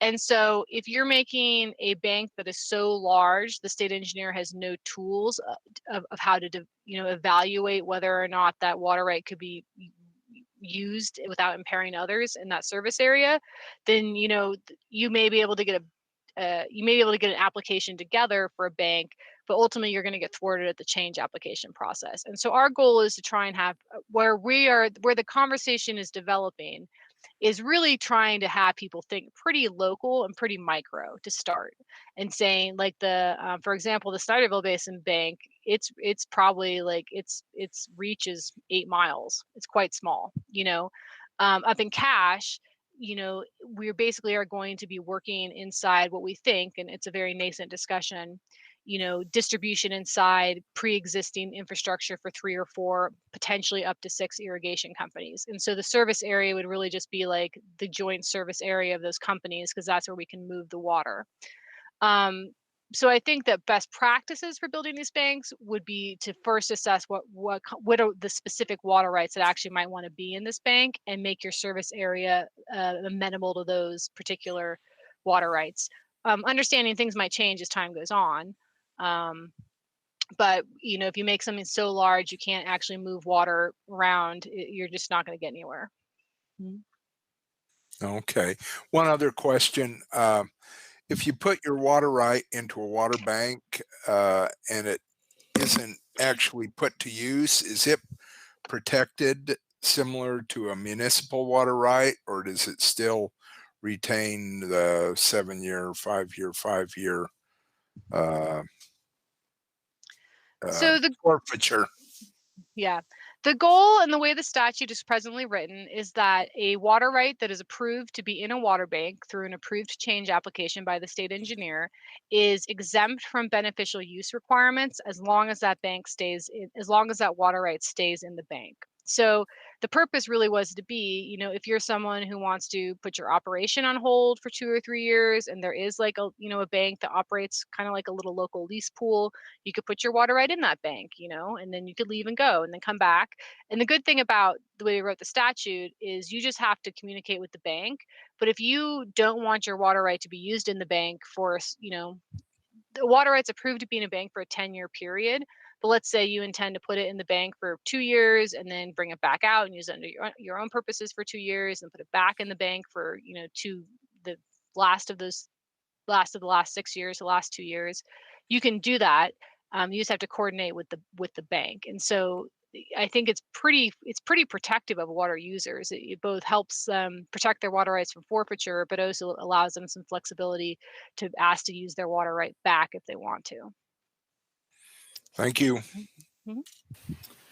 Okay, any other questions from the board for Emily?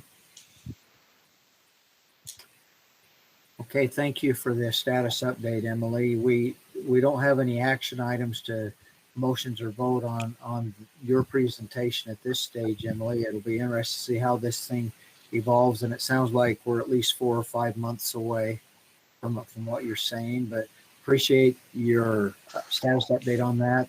Randy, as far as the status report on Emily's, were there any comments, public comments received on that component of it? No, there were no comments. Okay, thank you, Emily. Yes, sir. And I'm also here for questions as well. I just want to make myself available. If any of the individual board members have questions about, you know, offline discussion, I'm very much here to answer those because I want everybody to feel comfortable with the direction this is going and really feel, you know, have a good understanding so they can see how it's applicable. So. Okay, thank you, Emily. The next thing on the agenda, and I will note that right after this, the next thing on the agenda is public hearing and adoptions of fees from Jacqueline from staff.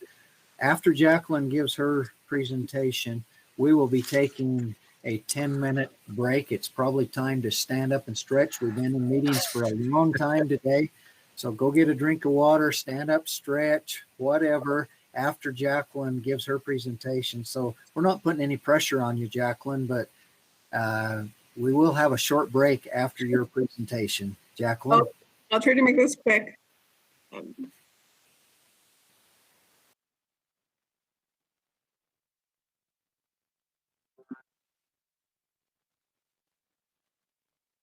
Are you able to see my screen? Yes. Yes. Okay. So we are currently in the process of developing the water banking applications and a checklist for the applicants and one for the board. The purpose of this checklist is to make the application process easier. The applicant checklist will help them determine if they have met all of the criteria in order to submit an application. And then the board checklist will help board members determine if the application is complete. We will have 2 water banking applications, one for the statutory water bank and another one for the contract water bank. Our proposed water banking application fees were submitted to the Governor's Office of Management and Budget on September 28th. We can collect up to $5,000 in application fees per fiscal year. There would be 2 application fees depending on what type of water bank will be established. The statutory water bank applications would require an estimated 6 hours of staff time to review and process with a proposed application fee of $300. The contract water bank applications would require an estimated 4 hours of staff time to review and process with a proposed application fee of $200. Staff recommends the board adopt the statutory water bank application fee of $300 and the contract water bank application fee of $200. That is staff's report. Thank you, Jacqueline. That was quick.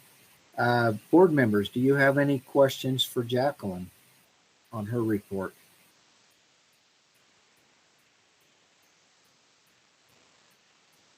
Okay, we do have an action item potentially here, but first, Randy Staker, were there any public comments received on the item on the agenda, the public hearing and adoption of fees? No. Okay. With that, board members, any discussion on this among the board prior to making a motion? Okay, we'll entertain a motion on adopting the statutory water bank application $300 and the contract water bank application fee of $200. Any board member willing to make that motion?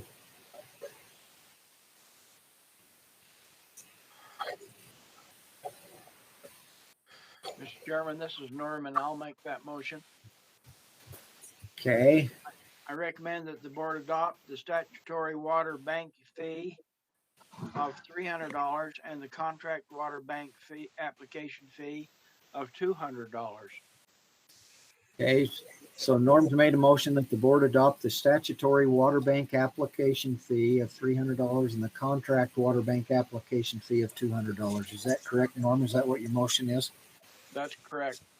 Okay, we have a motion. Do we have a second? Second. Okay, Randy seconds the motion. Prior to taking a vote on the motion, any further discussion or clarification on this motion? Okay, we'll take a roll call vote. Bear River, Charles Holmgren. Mr. Chairman, I vote aye. Weber River, Kyle Stevens. Aye. Salt Lake, Juliet Tanner. Aye. Over River, Wayne Anderson. Aye. Green River, Randy Crozier. Aye. Upper Colorado River, Norman Johnson. I vote aye. Lower Colorado River, Jim Lemon. Aye. Okay, we've had a roll call vote. The voting has been unanimous in approving the application fees for this. With that, it is now 3:17. Let's reconvene at 23:25. Let's go on a 8-minute break right now. So you might want to just mute your devices, and we'll be back and reconvene at 3:25.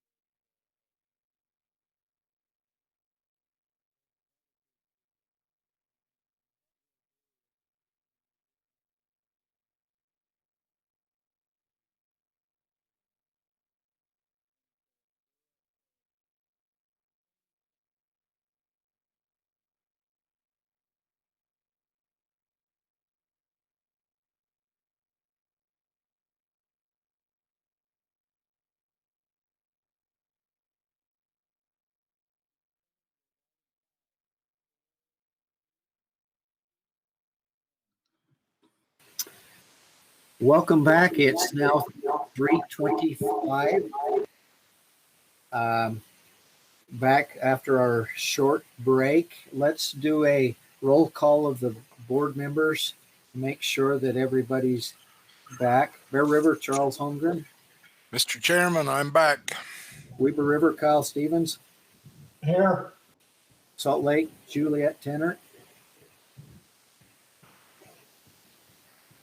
No Juliet yet. Okay, we'll come back there in a minute. Provo River, Wayne Anderson.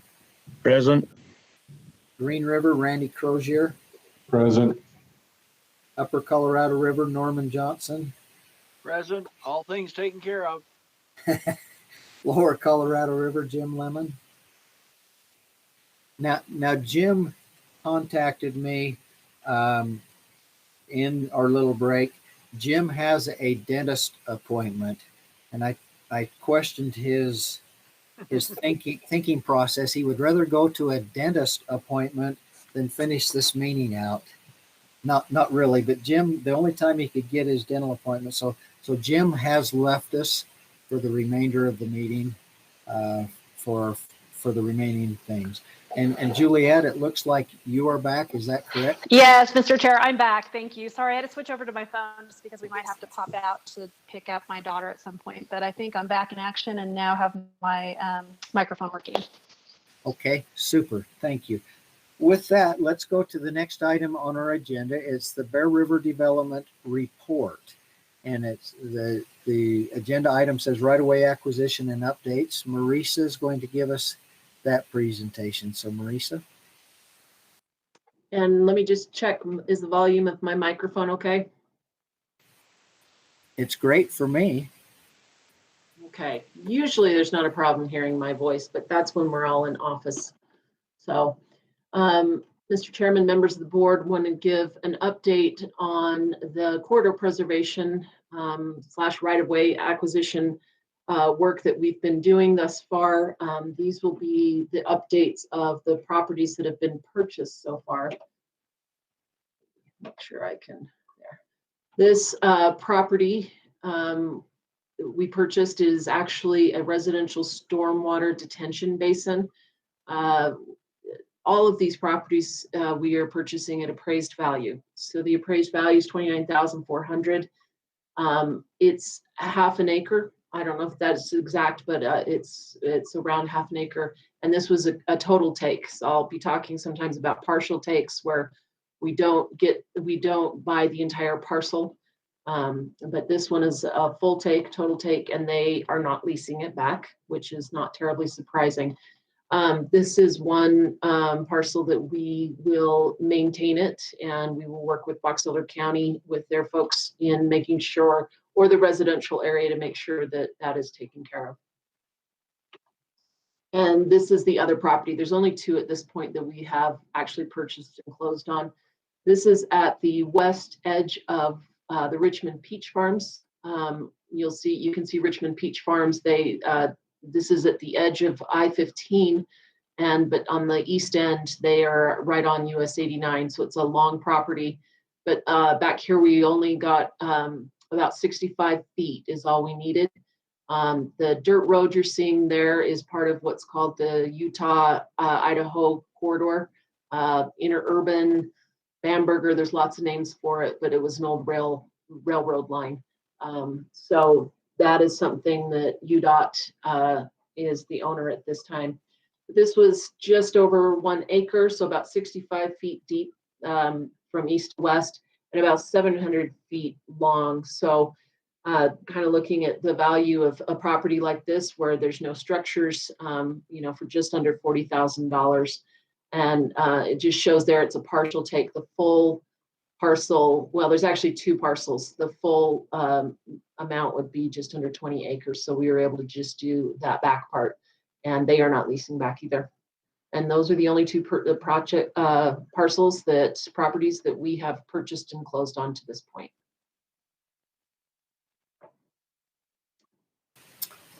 Okay, thank you for your report on that, Marisa, on the two properties that we have purchased up to this point. Board members, do you have any questions for Marisa on what she's presented?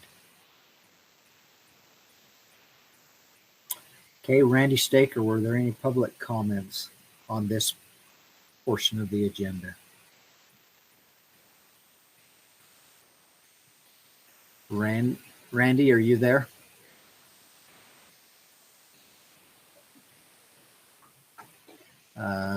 Todd, can you check and see if we can get hold of Randy? Yep. I'll call him. Okay.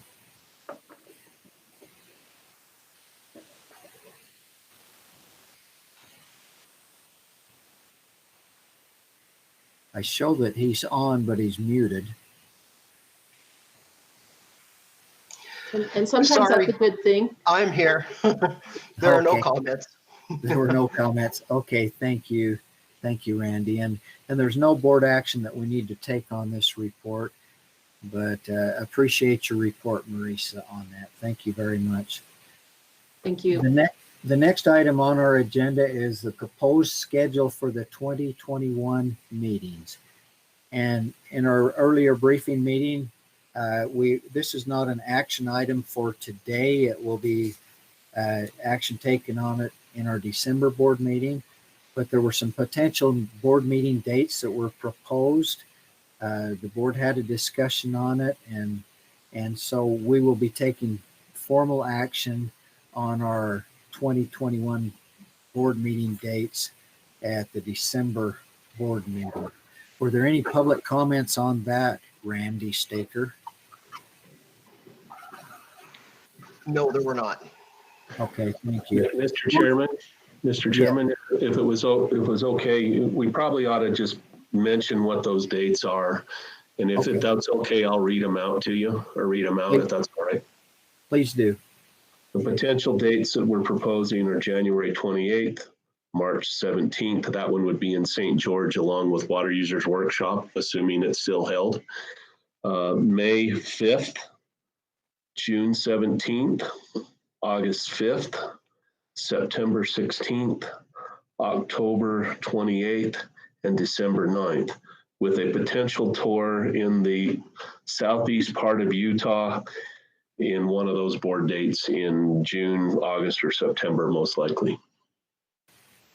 Okay, thank you very much. Appreciate that. And that will be on the agenda for the December to firm up those dates. So appreciate that.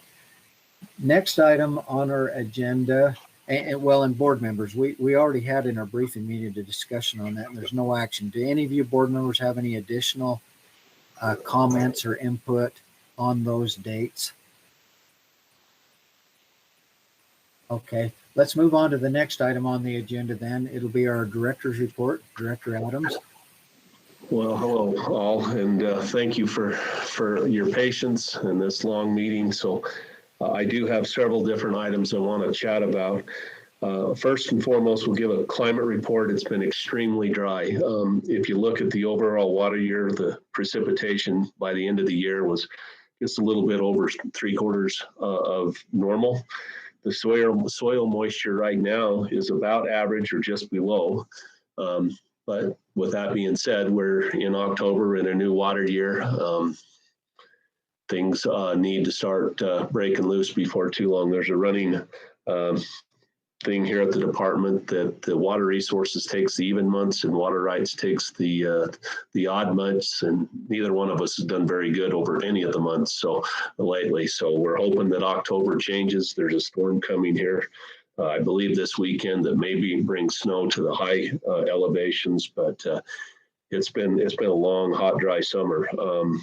Reservoir storage is around 65% compared to around 74 last year. So it's been pulled really heavy.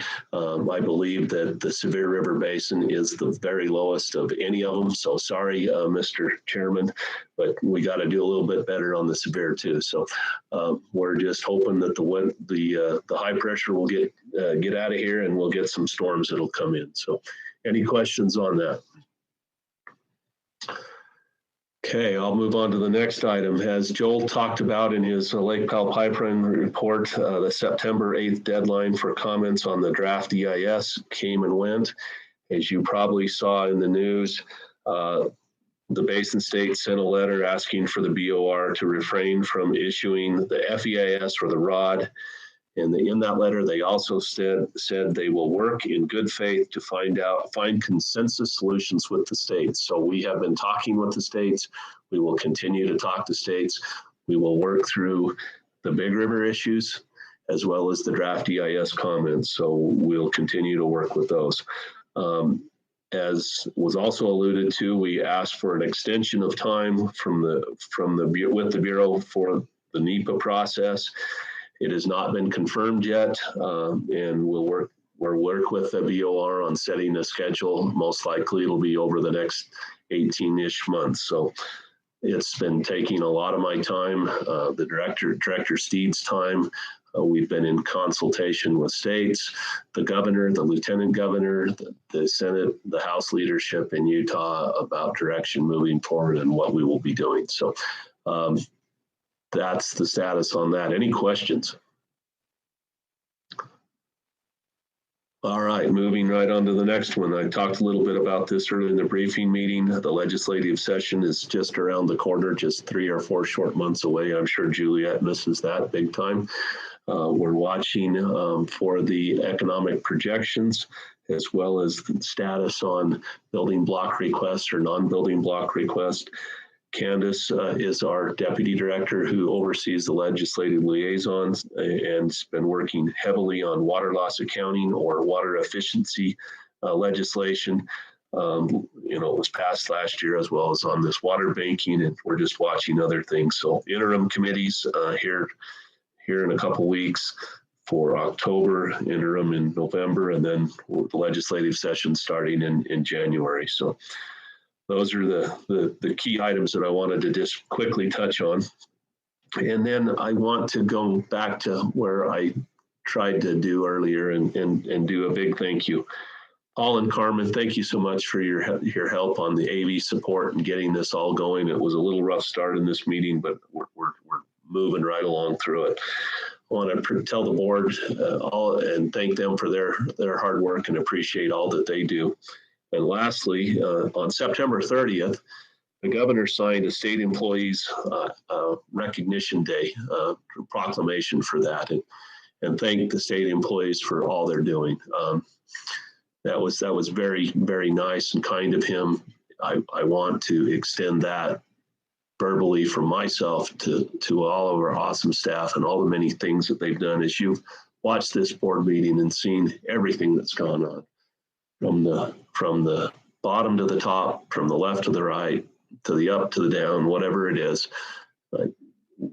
I'm so grateful for everything that staff does and picks up and works on this. And so thank you to staff. Thank you to the board. Thanks to Paul and Carmen. So Mr. Chairman, that is my report. Thank you to you too. So. Thank you, Mr. Director Todd. Board members, do you have any questions for Director Todd? Mr. Chairman, this is Kyle. I don't have any questions. I just would echo a comment that having been a former state employee, I recognize that the rank and file resident of the state of Utah does not fully understand or appreciate the hard work that state employees put in. And just to echo Todd's comments in that regard. Thank you, and I echo the same comments. Anyone else? Okay, and this is not an action item. It was just a report, but just to be consistent, Randy Staker, were there any public comments? No, there weren't. Okay. Hey, Mr. Chairman, I don't know if Shalane, like Shalane might have had her hand up. Was there one more thing, Shalane? No? Okay, all right. Just want to make sure. Okay, thank you. The next item on the agenda is a closed session, also known as a closed meeting in the requirements, the things. Closed meetings can be held by a public governing board if there are various criteria are met. Today, as a water resource board, there are those criteria have been met. Those criteria, one of the criteria, it may be held for strategy sessions to discuss the purchase, exchange, or lease of real property, including any form of a water right or water shares, if public discussion of the transaction would disclose the appraisal or estimated value of the property under consideration, or prevent the public body from completing the transaction on the best possible terms. And we have one of those situations today. The criteria to be able to have a closed meeting, the statute says that a closed meeting may be held if a quorum is present, and that would be the governing body. And we have a quorum of our board of directors. We had a full quorum. Everyone was here until just barely when Jim left, but everyone on the board is still here with the exception of Jim. So we meet that criteria. We have a quorum present. The next criteria is the meeting is an open meeting, which we have been holding up till now, for which notice has been given under section 52-4-202, which it was. And the other criteria is if 2/3 of the members of the public body present at the open meeting, that would be the board, vote to close the meeting. And so it was put on the agenda specifically that there would be a closed meeting session for a strategy session to discuss the purchase, exchange, or lease of real property. I'm getting a little feedback. Charles, can you mute, please? Thank you. So with that, there are some additional criteria that need to be publicly announced prior to going into a closed meeting and entered into the minutes of the open meeting. Those criteria would be the reason or reasons for holding the closed meeting, the location where the closed meeting will be held, and the vote by name of each member of the public body, that would be the board, either for or against the motion to hold the closed meeting. So the reason that we would propose, and it's on the agenda, to have a closed meeting would be the one we've talked about, a strategy meeting to discuss real property matters. That's the reason. The location of the closed meeting, where we are virtual, we would leave this open meeting, the board members and the limited amount of other people who have been invited to that, we would leave this virtual meeting for a short time and go to another private virtual meeting room, if you will, for lack of a better term in my mind of what to call it. We would leave this meeting and that's where the meeting would be held, is in another virtual private meeting room. And then we would have to have the vote specifically by name on for or against, and we have to have the majority of the quorum present to do that. So with that background, is there any question or discussion from the board members prior to entertaining a vote on going to a closed meeting? Hey, Randy Staker, back to you. Was there any public comment on this item of the agenda? There was not. Okay, thank you, Randy. Okay, with that, we'll entertain a motion to go to a closed meeting. Mr. Chairman, this is Kyle Stevens. I will make a motion that we go into closed session. Okay, and the reason, we already affirmed the reason. The reason would be to talk strategy on real property matters. Okay, so we have that motion. I will second that. So we have a second on the motion. Okay, let's take a roll call vote of the board members. Bear River, Charles Holmgren.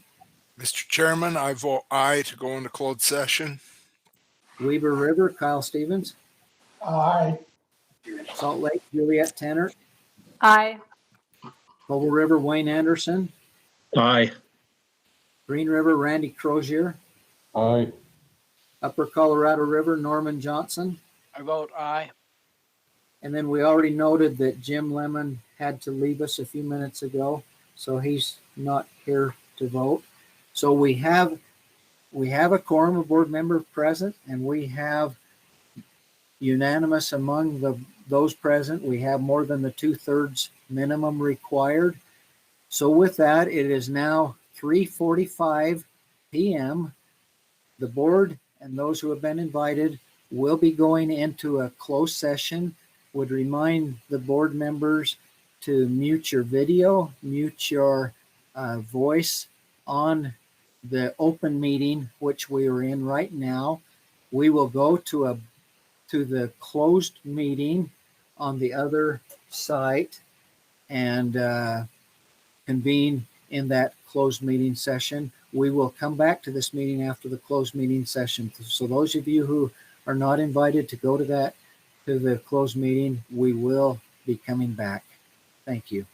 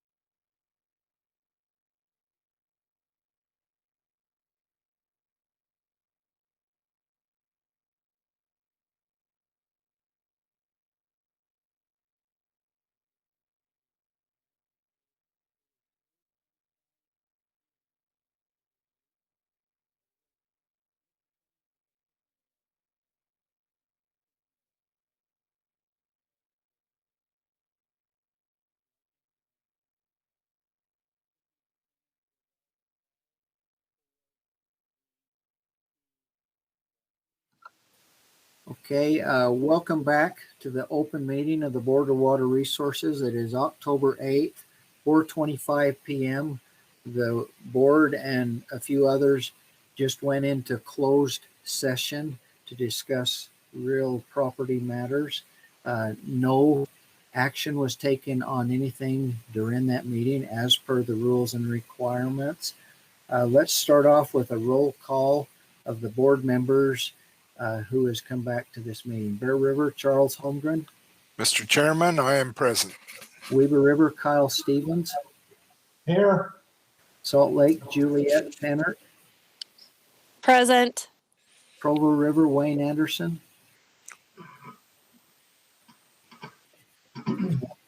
Is Wayne back with us? I do not see him. No. Okay, if somebody can check with Wayne, let's continue on. Green River, Randy Crozier. Present. Upper Colorado River, Norman Johnson. Present. Okay, and I'm Blaine Ipson with the Sevier River. Jim Lemon had to leave prior to the closed meeting. So we're waiting for Wayne Anderson, see if we can get Wayne back with us.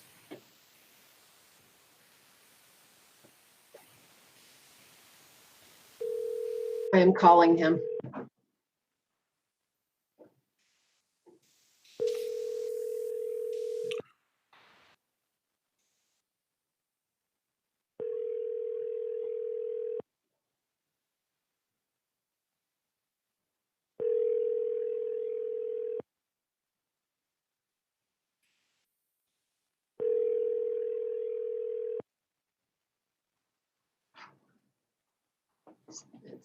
I just texted him. It said he's driving. Call.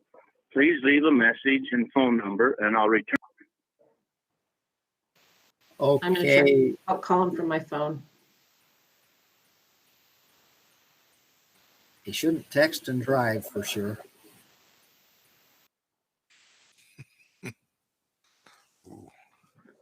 I'm glad that Juliet's not doing that either. Let the record show that I am not driving. Seatbelt is on the right shoulder. There you go.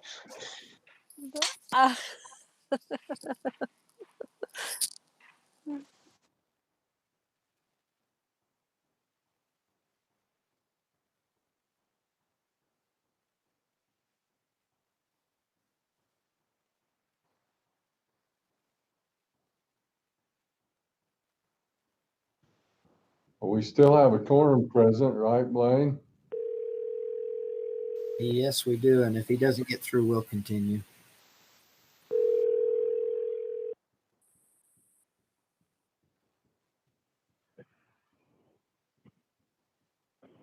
Hello. Got him. Okay, Wayne, are you back with us then after the closed meeting? Yeah. Okay, so we have everyone back that went into the meeting with us. That concludes our agenda items for the day.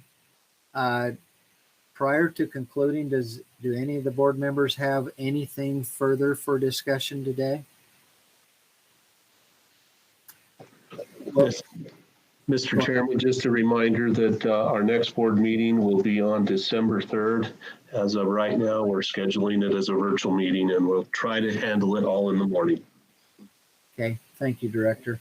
And if I might add my appreciation for each and every one of you board members, staff members, director, everyone who's been involved today. It's been a long day. I appreciate all of the efforts that have been made. Thank you very much. With that, if we can have a motion to close our meeting.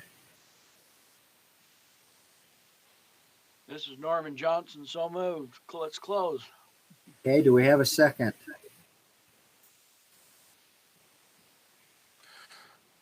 Second to the motion, Mr. Chairman. Okay, Charles seconds the motion. Roll call vote. Bear River, Charles. Aye. Weber River, Kyle.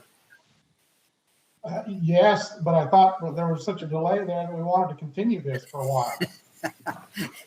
Yeah. Salt Lake. Yeah.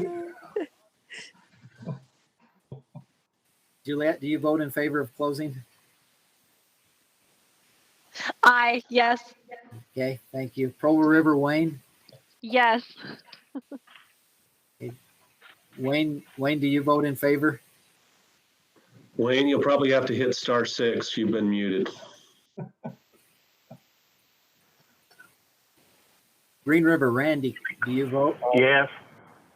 Okay, Wayne voted yes. Randy? Aye. Upper River, Colorado River, Norm? Yes. Okay, motion carries. It was unanimous by roll call vote of those present. Thank you for attending today. Lots going on. Look forward to our December meeting. Thank you. The motion carried. The meeting is officially over now. Thank you. Bye-bye. Bye.